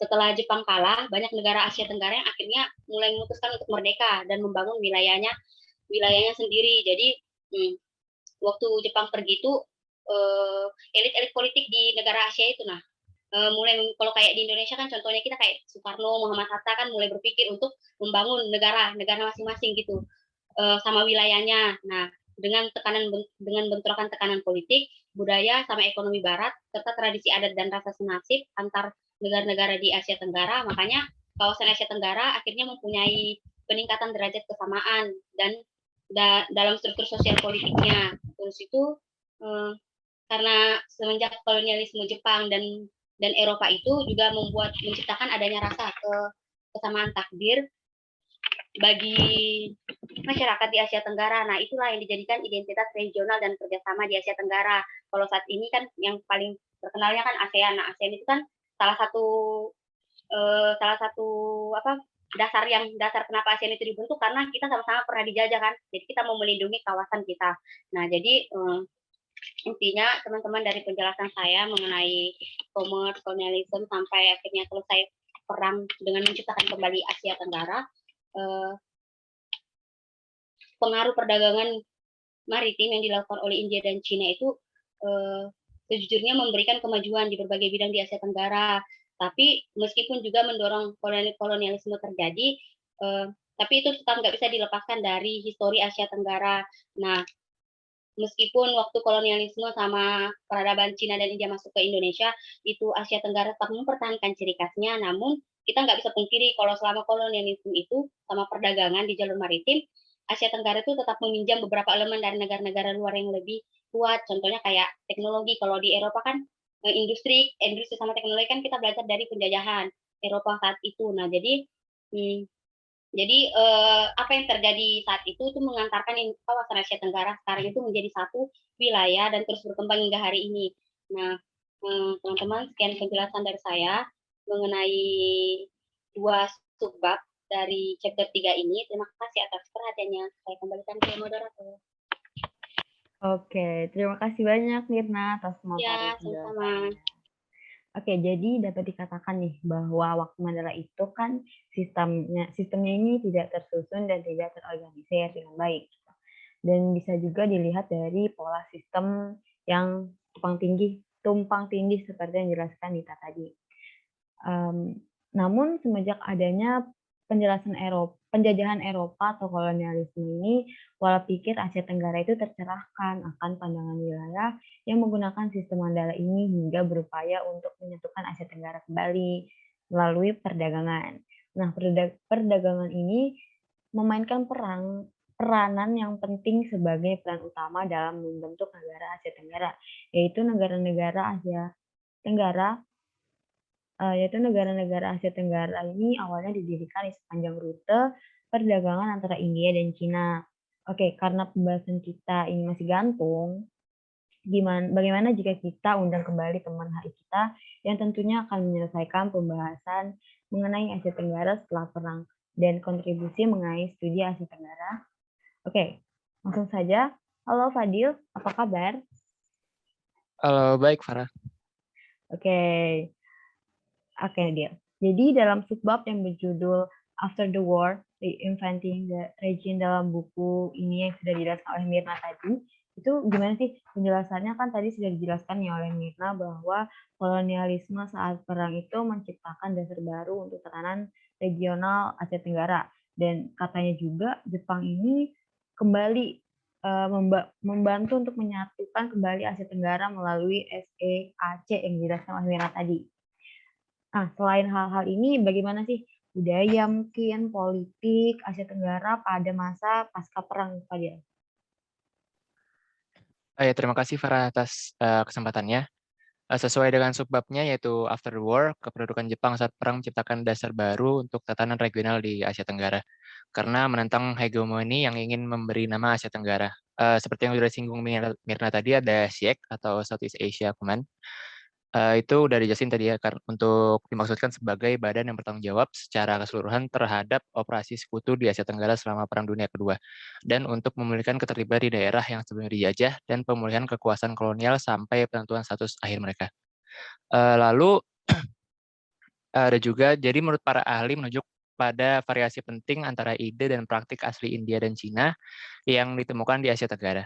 Menurut Tambiyah yang merupakan seorang antropolog sosial dari Harvard University berpendapat bahwa gagasan Buddhis India tentang kerajaan, termasuk Chakravartin, mengambil pegangan yang besar dalam Asia Tenggara ini.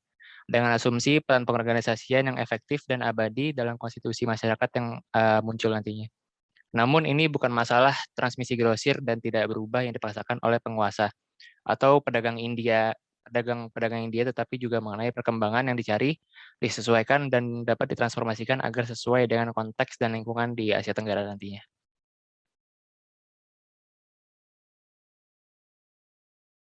Oke, terus gimana nih Dil dengan persoalan wilayah Asia Tenggara?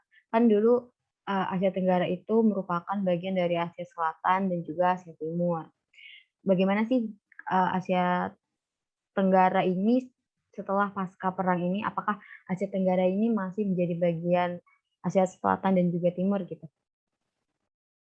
Kalau mengenali persoalan wilayah Asia Tenggara sendiri, sebenarnya nggak berlebihan untuk mengatakan bahwa pemahaman baru tentang Asia Tenggara dan pencarian yang menyertainya untuk juga mendukung pencarian kerangka politik internasional regional. Itu bertepatan dengan penggambaran ulang batas-batas wilayah itu sendiri. Asia Tenggara tidak lagi dianggap sebagai bagian dari Asia Selatan maupun Asia Timur. Selain itu, periode pasca perang segera melihat apa yang disebut trade sebagai kecenderungan berpaling di negara-negara yang paling pekat dengan kekuatan yang lebih besar, yaitu ada Myanmar dan Vietnam serta Filipina karena memiliki kaitan dengan Amerika Serikat. Jadi menurut elit di Myanmar dan Vietnam, mengetahui diri mereka sebagai bagian dari matriks budaya Asia Tenggara kuno adalah cara yang sangat berguna untuk mengklaim identitas nasional yang khas. Perhatian baru para sejarawan Asia Tenggara adalah untuk menunjukkan bagaimana adanya budaya India dan ide-ide politik dapat diserap oleh penduduk lokal dan bergabung dengan pola budaya mereka yang ada. Ini termasuk adanya ide inisiatif lokal Van Lur yang merupakan seorang orientalis, atau argumen bahwa ide-ide agama dan politik India tidak usah dipaksakan atau dibawa ke Asia Tenggara melalui penaklukan atau bahkan perdagangan, tetapi oleh inisiatif sukarela para pengusaha Asia Tenggara yang menyerukan peradaban India ke timur dalam upaya untuk menggunakannya sebagai legitimasi spiritual dan juga politik di Asia Tenggara. Kurang lebih seperti itu, Dapat Farah. ya, terima kasih Fadil. Berarti dapat dikatakan ya bahwa budaya India pada waktu setelah perang ini cukup mempengaruhi dan diserap oleh para masyarakat lokal Asia Tenggara gitu. Dan bahkan bergabung juga dengan pola budaya India yang terutama dengan negara-negara Asia Tenggara yang dekat dengan negara kekuatan besar. Nah, apalagi ide-ide agama dan politik India itu juga tidak dipaksakan kan melalui perdagangan. Kemudian setelah pasca perang, kontribusi para studi Asia Tenggara ini juga merupakan hal yang tersorot di berbagai negara besar gitu ya, Del. Gimana sih, Del, kontribusinya? Apakah Asia Tenggara ini memiliki banyak konsep sendiri kayak Mandala yang sudah dijelaskan di awal tadi gitu? Ya, untuk kontribusi studi Asia Tenggara sendiri, selanjutnya perdebatan mengenai identitas Asia Tenggara tidak terjadi dalam kekosongan institusional, Far. Justru munculnya studi Asia Tenggara pada periode pasca perang di Amerika Serikat, Eropa, Australia, Jepang, dan di dalam kawasan itu sendiri, turut memberikan kontribusi yang besar terhadap persepsi Asia Tenggara sebagai sebuah kawasan sendiri. Cendekiawan Eropa juga berkontribusi pada repertuar konseptual studi Asia Tenggara. Tetapi pada tahun 1980-an, keadaan studi Asia Tenggara di Amerika Serikat membangkitkan perasaan campur aduk, sebagaimana dicatat dalam makalah yang dipresentasikan pada Conference of Southeast Wilson Center tahun 1984 di Washington DC, 1984 ya. Jumlah spesialis di wilayah tersebut tumbuh dari sekitar 50 pada tahun 1940 menjadi sekitar 500 orang yang sekarang aktif mempelajari dan menghasilkan pengetahuan di wilayah tersebut. Dengan tambahan 500 pengamat serius yang mengikuti peristiwa di wilayah tersebut, tetapi konferensi tersebut juga menyorot pada keterbatasan Amerikaner. Dia bahkan lebih keras pada kualitas dari studi tersebut, menggambarkan studi akademis mengenai politik Asia Tenggara di Amerika Utara sebagai studi yang lemah dan rapuh. Sebagian besar dari kita tentu menyadari adanya ironi pahit bahwa masa kejayaan studi Asia Tenggara yang dalam artian luasnya adalah era Perang Vietnam, adanya konsekuensi dan marginalitas politik dikombinasikan dengan marginalitas disipliner. Mendorong jurnalistik moonlighting dan adanya kekurangan rasa tujuan yang mendalam di antara para sarjana Asia Tenggara sendiri. Meskipun keragaman Asia Tenggara berarti ruang lingkup yang lebih besar dan studi komparatif di antara negara kawasan itu, keragaman yang sama memperlakukan kendala utama pada para sarjana yang mencoba untuk menganalisis wilayah secara keseluruhan dan ingin untuk berurusan secara holistik dengan wilayah tersebut, yaitu Asia Tenggara. Segitu dulu, Farah. Oke, terima kasih Fadil atas pemaparannya. Nah, teman-teman, yang saya tangkap dari penjelasan Fadil tadi bahwa seperti yang digagaskan oleh Raid, yaitu periode pasca perang ini justru membuat negara-negara itu berpaling dari adanya kekuatan dan kekuasaan yang besar kayak Amerika Serikat gitu kan. Dan para penstudi politik Asia Tenggara ini yang berada di negara-negara besar itu justru digambarkan lemah dan rapuh gitu. Dan tentunya hal ini membangkitkan perasaan yang campur aduk bagi para akademisi studi Asia Tenggara di wilayah Eropa dan lainnya. Oke. Di dalam buku The Making of Southeast Asia, International Relations of a Region karya Amitav Acharya pada bab ketiga yang berjudul Imagining Southeast Asia, ini ternyata menggambarkan garis besar sistem antar negara di wilayah kawasannya. Selain itu, masuknya kolonialisme dan perdagangan juga sangat membuka peluang bagi Asia Tenggara agar dikenal dengan dunia luar dan menyatukan kembali pemikiran mengenai sistem Mandala setelah pasca perang oleh para kolonialisme. Itu tadi penjelasan dari beberapa teman hari kita. Selanjutnya saya akan membuka sesi focus group discussion dengan harapan kita semua ini dapat memahami materi yang sudah dijelaskan sebelumnya. Sebelum itu, izinkan saya untuk menjelaskan mekanisme focus group discussion yang akan kita lakukan setelah ini.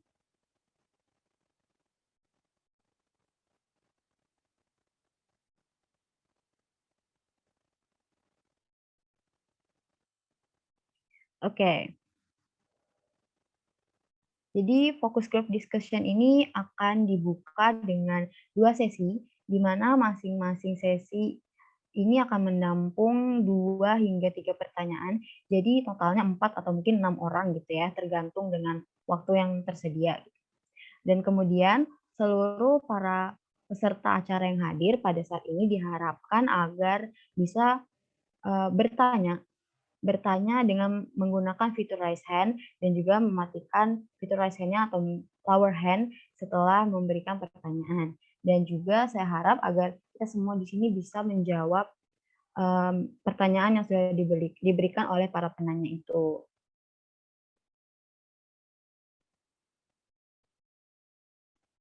Nah, kemudian selain itu juga tidak ada batasan bagi teman-teman yang ingin menjawab ya, teman-teman. Jadi, jika kalian ingin menjawab, sangat dipersilahkan untuk menjawab pertanyaan-pertanyaan yang sudah ditanyakan oleh para penanya. Jadi bukan saya atau mungkin para pemateri yang menjelaskan saja bisa menjawab, tapi teman-teman juga bisa menjawab pertanyaannya. Nah, agar diskusi kita berjalan dengan asik dan semakin seru nih, jadi kami akan memberikan skor oleh moderator yang nantinya akan kita putuskan bersama mengenai penilaian skor ini. Dan HIers bisa menyampaikan pendapatnya dengan memberikan reaction oke atau tidak mengenai penilaian yang akan diberikan oleh moderator ya. Dan skor yang akan diberikan ini adalah 2 untuk para penanya dan 2-5 untuk para penjawab. Oke, baiklah. Untuk teman-teman yang ingin bertanya, silakan nyalakan fitur raise hand-nya ya. Dan juga menyalakan kameranya.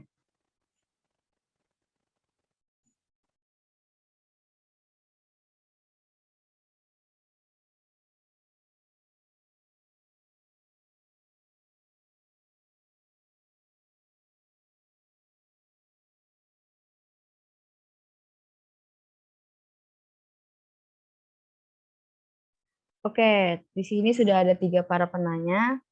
Dari atas dulu kali ya. Silahkan untuk Reza Nur Fauzi dan sebutkan kelompoknya dari mana ya. Ya, terima kasih atas kesempatannya. Tapi sebelumnya saya minta maaf dulu tidak buka kamera karena di sini mati lampu ya. Jadi saya dari kelompok 9, chapter 9. Jadi saya mau nanya. Tadi kan disebutkan bahwa keadaan di Asia Tenggara sekarang ini itu karena pengaruh dari kekuatan besar eksternal seperti adanya Indianisasi, ada Sinicization, sama kolonialisme. Nah, menurut kalian itu, misalnya nih, kalau nggak ada semuanya itu, kira-kira keadaan di Asia Tenggara ini itu gimana sih? Terus apakah sistem Mandalanya ini bisa berlaku gitu, misalnya? Bisa berlaku jika Indianisasi, Sinicization, dan kolonialisme itu nggak pernah masuk ke Asia Tenggara, begitu. Terima kasih. Oke, sama-sama Reza. Untuk pertanyaannya, kayaknya kita tampung dulu. Selanjutnya silahkan untuk Kania Nabila. Ya, terima kasih. Saya Kania dari kelompok 4 mau bertanya. Tadi itu kan kalian ada menjelaskan tentang praktek autarki ya. Nah, bisa dijelaskan lebih lanjut nggak tentang praktek autarki itu seperti apa? Terus juga maksud dari perdagangan yang terbatas itu bagaimana? Oke, terima kasih banyak Kania. Selanjutnya yang terakhir untuk Nur Hamidah, silahkan. Baik, saya dari kelompok 8 ingin menanyakan bahwa kenapa Asia Tenggara dijadikan satu wilayah regional yang baru? Kenapa tidak disatukan saja dengan Asia Timur atau Asia Selatan? Padahal kan kalau berdasarkan konsep Mandala yang sudah dijelaskan tadi, kalau wilayah ASEAN itu terhubung satu sama lain. Udah, itu aja. Terima kasih. Oke, terima kasih Nur Hamida. Jadi saya ulang lagi pertanyaannya ya. Tadi pertanyaan dari Reza Nur Fauzi itu bahwa disebutkan keadaan Asia Tenggara itu kan terpengaruhi oleh indianisasi dan sinitisasi yang lain-lainnya itu. Nah, bagaimana sih jika sekarang itu, jika pengaruh itu tidak ada, bagaimana Asia Tenggara Asia Tenggara yang sekarang jika pengaruh-pengaruh itu tidak ada? Seperti itu kan pertanyaan dari Reza Nur Fauzi. Untuk teman-teman kelompok 3, apakah ada yang ingin menjawab pertanyaan dari Reza? Saya ingin menjawab pertanyaan Reza. Oke, silahkan. Ya, jadi kalau menurut pendapat saya pribadi ya, kalau misalnya nggak ada pengaruh indianisasi, sinicization sama kolonialisme Eropa di Asia Tenggara itu nggak akan ada negara-negara Asia Tenggara yang kita kenal sekarang, kayak misalnya Indonesia, Myanmar, Laos dan sebagainya itu. Kenapa? Karena saya memberikan contoh pengaruh Eropa ya. Pengaruh Eropa itu kan membawa dulunya itu wilayah-wilayah Asia Tenggara itu kan pakai kekuasaan kerajaan-kerajaan dan itu nggak ada batas wilayah kan. Dia pakai kayak sistemnya Mandala yang seperti jelaskan Dita tadi, kayak lingkaran dengan titik pusat di tengah. Nah, waktu Eropa menjajah Indonesia itu contohnya kayak waktu negara-negara Eropa menjajah Asia Tenggara dan kayak Prancis juga Inggris datang ke sebagian negara Asia Tenggara yang lainnya menjajah, mereka itu memutuskan untuk memakai tata cara Eropa yang dimana negara-negara itu diberikan batas gitu loh. Kenapa mereka kasih batas? Supaya wilayah yang mereka jajah itu nggak diambil sama wilayah lain. Jadi mereka berkuasa di situ. Nah, mereka kasih batas itu kayak misalnya Indonesia mereka batasin. Indonesia tuh jadi wilayahnya waktu itu Belanda sama Jepang. Nah, terus tuh negara lain itu dibatasi lagi pakai garis batas, ada penarikan garis batas. Jadi dulu itu kan belum ada waktu sebelum kolonialisme. Jadi kenapa kayak negara Asia Tenggara sekarang ada ya karena ada batas-batas itu. Kalau nggak ada mungkin nggak ada batas negara. Soalnya saya pernah membaca di buku waktu itu salah satu tokoh penting Indonesia juga itu pernah bilang, dia bilang kayak gini, kalau misalnya dulu negara itu nggak bisa disebut negara kalau misalnya nggak ada batas-batasnya. Jadi pengaruh penjajahan waktu itu sebenarnya sangat penting supaya memberikan sebuah negara itu batas teritorial, supaya kayak kekuasaannya itu bisa lebih dibatasi gitu loh. Kayak gitu maksud saya intinya.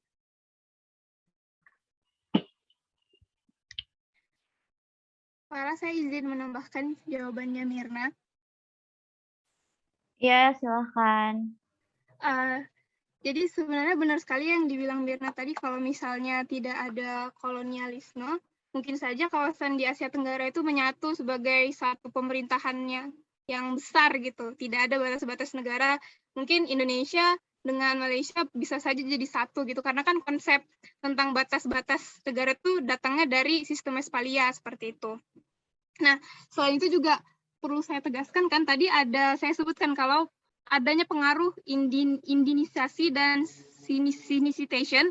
Nah, menurut saya sih kalau misalnya dua pengaruh eksternal ini ada itu tidak terlalu berdampak gitu sama politik kawasan Asia Tenggara. Bahkan mungkin saja dua budaya ini tuh bisa memicu untuk terbangun gitu teori asli kawasan Asia Tenggara gitu loh. Karena kan memang mandalanya India dan kawasan Asia Tenggara itu memang sedikit berbeda gitu loh sama yang sudah dijelaskan oleh Walters tadi. Jadi kalau misalnya pengaruh India sama Cina ini mungkin dia hanya berkontribusi dalam menyatukan kawasan, karena kan tadi sudah dijelaskan Mirna, ketika dua negara ini maju, kita tuh lebih terpacu gitu loh aktivitas perdagangan antar negaranya. Jadi kita tuh memang menyatu lewat perdagangan, tapi tidak seperti bangsa Eropa, pengaruh eksternalnya, di mana kan bangsa Eropa itu konstruktifnya tuh merusak gitu loh tatanan politik di Asia Tenggara. Jadi unsur-unsur autentiknya itu kabur. Sedangkan kalau misalnya India dan Cina itu cuman mempengaruhi dari segi bahasa dan budaya tertentu, bahkan juga agama gitu. Jadi dia tidak mengubah sistem asli yang ada di Mandala, sedangkan si kolonialisme itu mengubah gitu. Jadi kan awalnya dari ada sistem Mandala dirubah jadi Westphalia dengan ketentuan tertentu. Salah satunya itu batas-batas negara. Kalau misalnya kolonialisme ini nggak ada kemungkinan sistem Mandala ini tuh menjadi teori yang besar dan asli gitu loh, bisa kita lihat secara jelas gitu loh gimana sih konsep ini tuh bekerja. Jadi kalau misalnya kita menengok lagi jauh ke belakang di sejarah Asia Tenggara pada masa prakolonial, kalau misalnya bangsa Eropa itu tidak datang, mungkin kita bisa menjadi kawasan yang lebih besar gitu.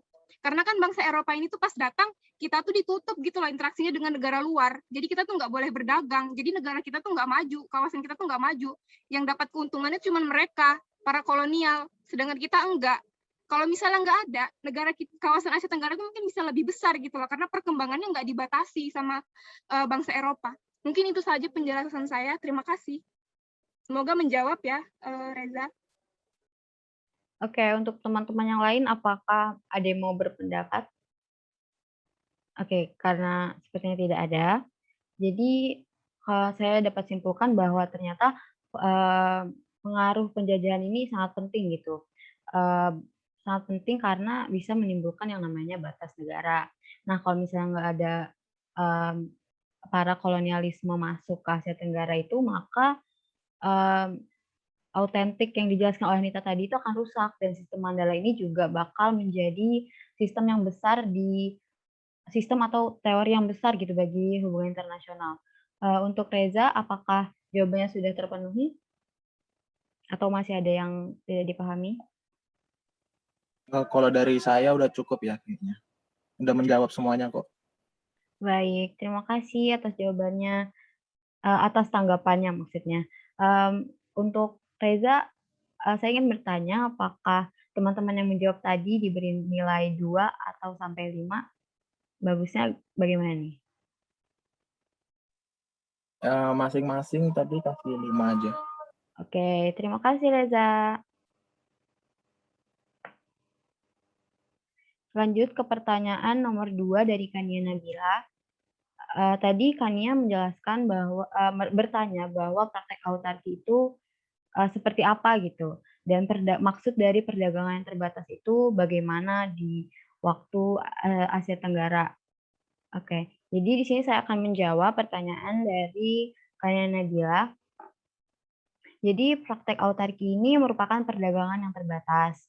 Nah, yang dimaksudkan oleh perdagangan itu bagaimana di waktu Asia Tenggara. Oke, jadi di sini saya akan menjawab pertanyaan dari Kania Nabila. Jadi praktek autarki ini merupakan perdagangan yang terbatas. Nah, yang dimaksudkan oleh perdagangan yang terbatas ini adalah adanya kebijakan ekonomi yang ditetapkan pada waktu itu untuk tidak menyebarkan perdagangannya keluar wilayah gitu. Kan kita tahu bahwa pada masa perdagangan ini justru membuat para penjajah itu penasaran dengan Asia Tenggara, dan juga disebabkan oleh rute perdagangan yang dibuat oleh Cina dan India gitu kan. Jadi dapat dikatakan bahwa dulu yang dimana peran perdagangan ini masih tidak menjadi aspek yang begitu penting bagi para peneliti karena adanya praktek autarki tersebut, atau sistem, atau tidak ada sistem pemasaran yang berarti sistem pemasaran gitu. Berarti mereka ini memproduksi sendiri kebutuhan mereka secara lokal melalui nilai tukar timbal balik, dan hubungan redistributifnya mereka produksi dengan wilayah mereka sendiri gitu.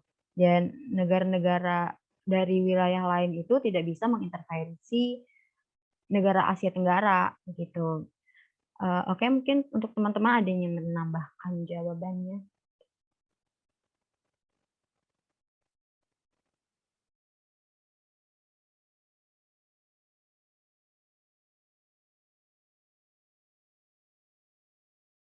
Oke, sepertinya sudah cukup ya. Untuk Kania, bagaimana Kania? Apakah jawabannya sudah terpenuhi? Iya, cukup. Makasih. Untuk nilai buat saya berapa nih ya? Dari 2 sampai 5? 5. Oke, terima kasih banyak. Oke, kita lanjut ke pertanyaan terakhir dari Nur Hamida. Pertanyaan Nur Hamida itu adalah kenapa Asia Tenggara itu dijadikan satu wilayah regional yang baru dan tidak dijadikan satu dengan Asia Timur dan Selatan. Padahal kalau berdasarkan konsep Mandala itu kan semua wilayah Asia Tenggara itu saling terhubung satu sama lain. Nah, Mirna menanyakan bagaimana sih jika kenapa sih Asia Tenggara itu tidak dijadikan satu dengan wilayah-wilayah lainnya. Mungkin teman-teman dari grup 3 ingin menjawab. Yes, aku pengen jawab pertanyaan dari Oke, Hamida. silakan. Jadi Asia Tenggara itu kan terbentuk berkat pemikiran Reid yang membantu untuk memahami sejauh mana kolonialisme mempengaruhi evolusi Asia Tenggara untuk menjadi sebuah kawasan sendiri, di mana berbagai wilayah lebih saling bergantung pada pihak luar dari Barat, terutama karena bekas jajahan dari kolonial itu, dengan merupakan kepentingan saling ketergantungan dalam wilayah sendiri. Penekanan Reid pada interaksi maritim dalam menciptakan Asia Tenggara mendapat kritik dari Victor Lieberman. Victor menganggap bahwa pengaruh maritim sebagai salah satu dari beberapa dinamika dengan memisahkan Asia Tenggara ke dalam konsolidasi yang lebih besar dan sentralitas negara-negara Asia Tenggara kontinental dibanding dengan negara-negara tersebut dalam domain maritim. Lieberman mengakui dampak kritis dari arus global dengan menggambar strength parallels antara pembentukan negara di daratan Asia Tenggara dan di Rusia, Jepang, dan Perancis. Walter sendiri memandang hubungan maritim kurang signifikan dalam membentuk Asia Tenggara menjadi unit regional dengan fokus pada pentingnya ruang budaya dan juga politik yang diciptakan oleh sistem Mandala. Terus kan tadi di presentasi udah ada disinggung yang soal SIAC itu ya, yang Southeast Asia Command. Nah, badan ini memang dibentuk bertujuan sebagai badan yang bertanggung jawab secara keseluruhan terhadap operasi sekutu di Asia Tenggara selama Perang Dunia Kedua untuk memulihkan ketertiban di daerah sebelumnya dijajah. Jadi, negara-negara bekas jajahan ini ingin dijadikan suatu kawasan regional sendiri yang terpisah dari Asia Timur dan Selatan karena emang ada kesamaan latar belakang dan juga Asia Tenggara ini memang punya identitas sendiri yang khas gitu loh. Kurang lebih seperti itu sih alasannya. Kalau masih kurang jelas, mungkin teman ada yang mau nambahin. Oke, itu tadi. Nita mau menjelaskan? Mungkin saya nambahin sedikit aja ya. Jadi seperti yang tadi Fadil bilang, kalau kawasan Asia Tenggara itu memang udah menyatu gitu loh dari masa prakolonial. Tetapi kenapa sih nggak disatukan aja sama India atau Cina atau kawasan Asia yang lainnya? Jadi perlu kita ketahui ya teman-teman, kalau dilihat dari segi budayanya sendiri, kawasan Asia Tenggara itu agak berbeda sama China ataupun kawasan India, Asia yang lainnya gitu. Kalau misalnya mau disatukan jadi satu wilayah itu sedikit sulit. Selain itu yang kedua, kan kita itu sama-sama negara negara multikultural gitu loh. Jadi kalau sedangkan Cina itu dan India itu unsur budayanya itu khas. Bisa kita lihat gitu satu, ini loh budaya Cina, ini loh budaya India. Tapi kalau di Asia Tenggara itu ada percampuran di situ karena banyaknya pengaruh eksternal tadi. Jadi kalau misalnya kita mau menggabungkan wilayah ini, itu tidak bisa atau sangat sulit untuk dilakukan. Selain itu juga benar seperti yang dibilang Fadil tadi, kalau kumpulan negara-negara di kawasan Asia Tenggara ini kan bekas jajahan gitu. Jadi setelah mereka dijajah, kondisi mereka itu sama. Mereka punya masalah kelemahan dalam hal politik ataupun ekonomi, sehingga itu hal rasionalnya mereka itu harus bersatu untuk mengatasi masalah tersebut dan jaga-jaga mereka itu mengumpulkan power satu sama lain agar mungkin nanti kalau ada imperialisme yang baru datang, mereka tuh sudah kuat gitu untuk menghadapi hal itu. Tapi sesuai dengan realita yang kita lihat sekarang, kita memang bersatu dalam ASEAN, tapi kita tetap terpisah dengan kepemimpinan yang berbeda gitu, sendiri-sendiri tapi tetap satu di bawah naungan ASEAN. Mungkin itu saja yang bisa saya tambahkan.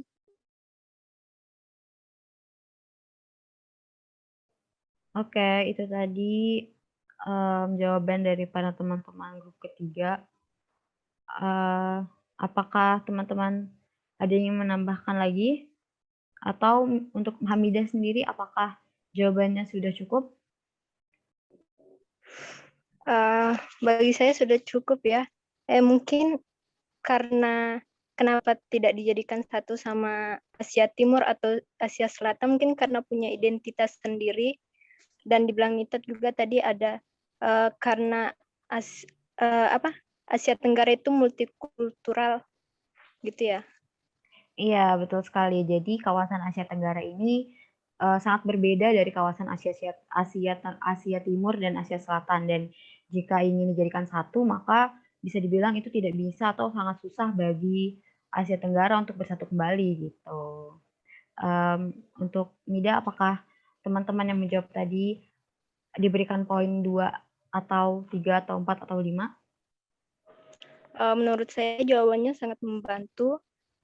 Jadi masing-masing poin 5.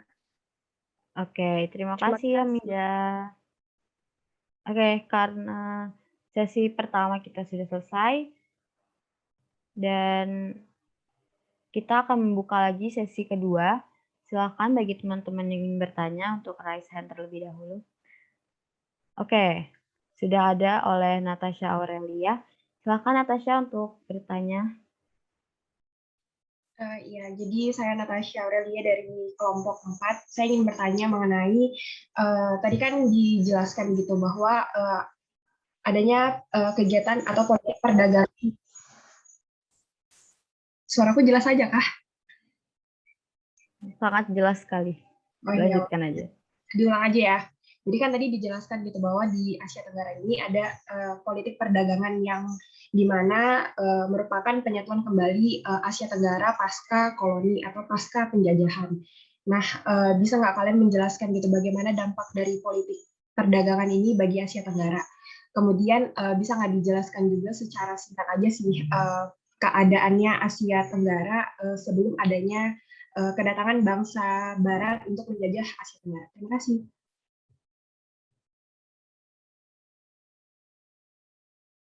Oke, saya ulangi lagi pertanyaan dari Natasha. Pertanyaannya gini, gimana dampak dari politik perdagangan di Asia Tenggara gitu ya? Dan bagaimana saat di masa sebelum kolonial ini hingga saat perang, seperti itu? Benar?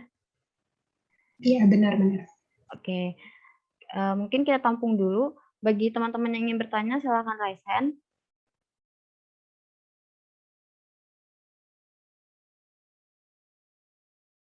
Oke, sepertinya tidak ada ya, karena jam waktu juga sudah melewati batas, jadi kita langsung saja untuk teman-teman kelompok ketiga atau mungkin teman-teman yang lain dipersilahkan untuk menanggapi pertanyaan dari Natasha.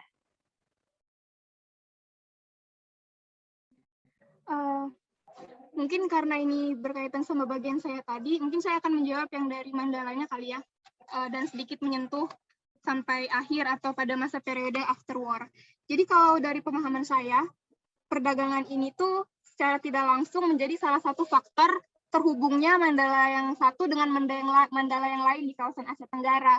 Walaupun dulu waktu zaman prakolonial pada masa kerajaan itu perdagangan ini masih dianggap tidak menjadi concern tertentu di kawasan kita gitu loh, sebagai aspek yang mempengaruhi keterhubungan. Nah, tapi dulu tuh juga kita kan lebih concernnya karena kita tuh terhubung karena kesamaan kepercayaan dan kesamaan sistem. Tapi setelah datangnya bangsa Eropa ke kawasan bangsa Eropa dan Cina juga dan India itu kita mulai sadar gitu loh kalau ternyata dari perdagangan ini kita bisa membentuk jaringan-jaringan lain dengan cara lewat perdagangan gitu, lewat commerce yang sudah dijelaskan oleh Mirna tadi ya. Nah, jadi emang salah satu yang menguatkan teori Mandala dengan keterhubungannya itu, ya salah satunya ya dengan commerce ini tadi, kita terhubung karena kita sama-sama berdagang, saling membutuhkan gitu satu wilayah dan wilayah lainnya. Selain itu juga lewat perdagangan ini kan tersebar ada agama, terus tersebar juga budaya dan bahasa, kalau nggak salah tadi yang dijelaskan Mirna itu bahasa Melayu. Nah, pada akhirnya persebaran ini, budaya ini tuh kan menetap di kawasan Asia Tenggara, di Indonesia, terus di Malaysia, di Brunei, di Filipina. Budaya-budaya itu ada dibawa oleh perdagangan hingga pada akhirnya ternyata secara tidak langsung kesamaan ini tuh menimbulkan rasa kalau kita tuh satu. Jadi kita terhubung gitu loh satu sama lain. Nah, jadi memang perdagangan ini menghubungkan kawasan Asia Tenggara itu secara tidak langsung itu memang menambah kuat asumsi Walters kalau kita itu terhubung lewat kepercayaan tertentu dan kebutuhan satu sama lain gitu. Kalau dari periode Mandala atau prakolonial sih seperti itu. Oke, saya juga akan menambahkan jawaban dan menambahkan sedikit sebenarnya. Jadi dampak dari politik perdagangan ini sebenarnya adalah adanya jangkauan yang luas gitu. Jangkauan yang luas juga termasuk pada pusat gravitasi politik. Nah, kalau dari Asia Tenggara itu bisa dilihat dari daerah pedalaman ke daerah pesisir di Kamboja, Indonesia, Thailand, dan Myanmar, serta pendapatan negara yang menjadi fokus utama dengan munculnya monopoli perdagangan. Dan juga struktur administrasi ini juga merupakan hal yang cukup penting karena seperti yang disebutkan oleh Anita tadi, bahwa sistem Mandala ini kan merupakan sistem yang saling terhubung dari wilayah ini ke wilayah ini. Maka dampak dari politik perdagangan itu ya karena adanya jangkauan mereka itu semakin luas gitu. Baik, untuk Natasha, apakah jawabannya sudah memuaskan? Ya udah cukup jelas juga. Makasih ya. Oke, terima kasih. Dan untuk poin, mungkin apakah Natasha ingin memberikan berapa? Ya, masing-masing dapat 5 poin. Oke, terima kasih. Oke, teman-teman, itu apakah sekali lagi saya bertanya, apakah teman-teman ada yang ingin bertanya? Karena masih ada sekitar 2 orang lagi, 2 tampung lagi di sesi terakhir ini. Oke, sepertinya tidak ada dan waktunya juga sangat terbatas ya waktu kita sudah hampir habis, sebenarnya sudah lewat. Oke, jadi itu tadi sesi fokus group discussion kita, dan bagi teman-teman yang sudah bertanya akan diberikan poin masing-masing 2 ya. Terima kasih teman-teman semuanya. Oke, dan juga karena waktu kita sudah mencukupi dalam berdiskusi, maka saya akan menutup acara kita pada hari ini.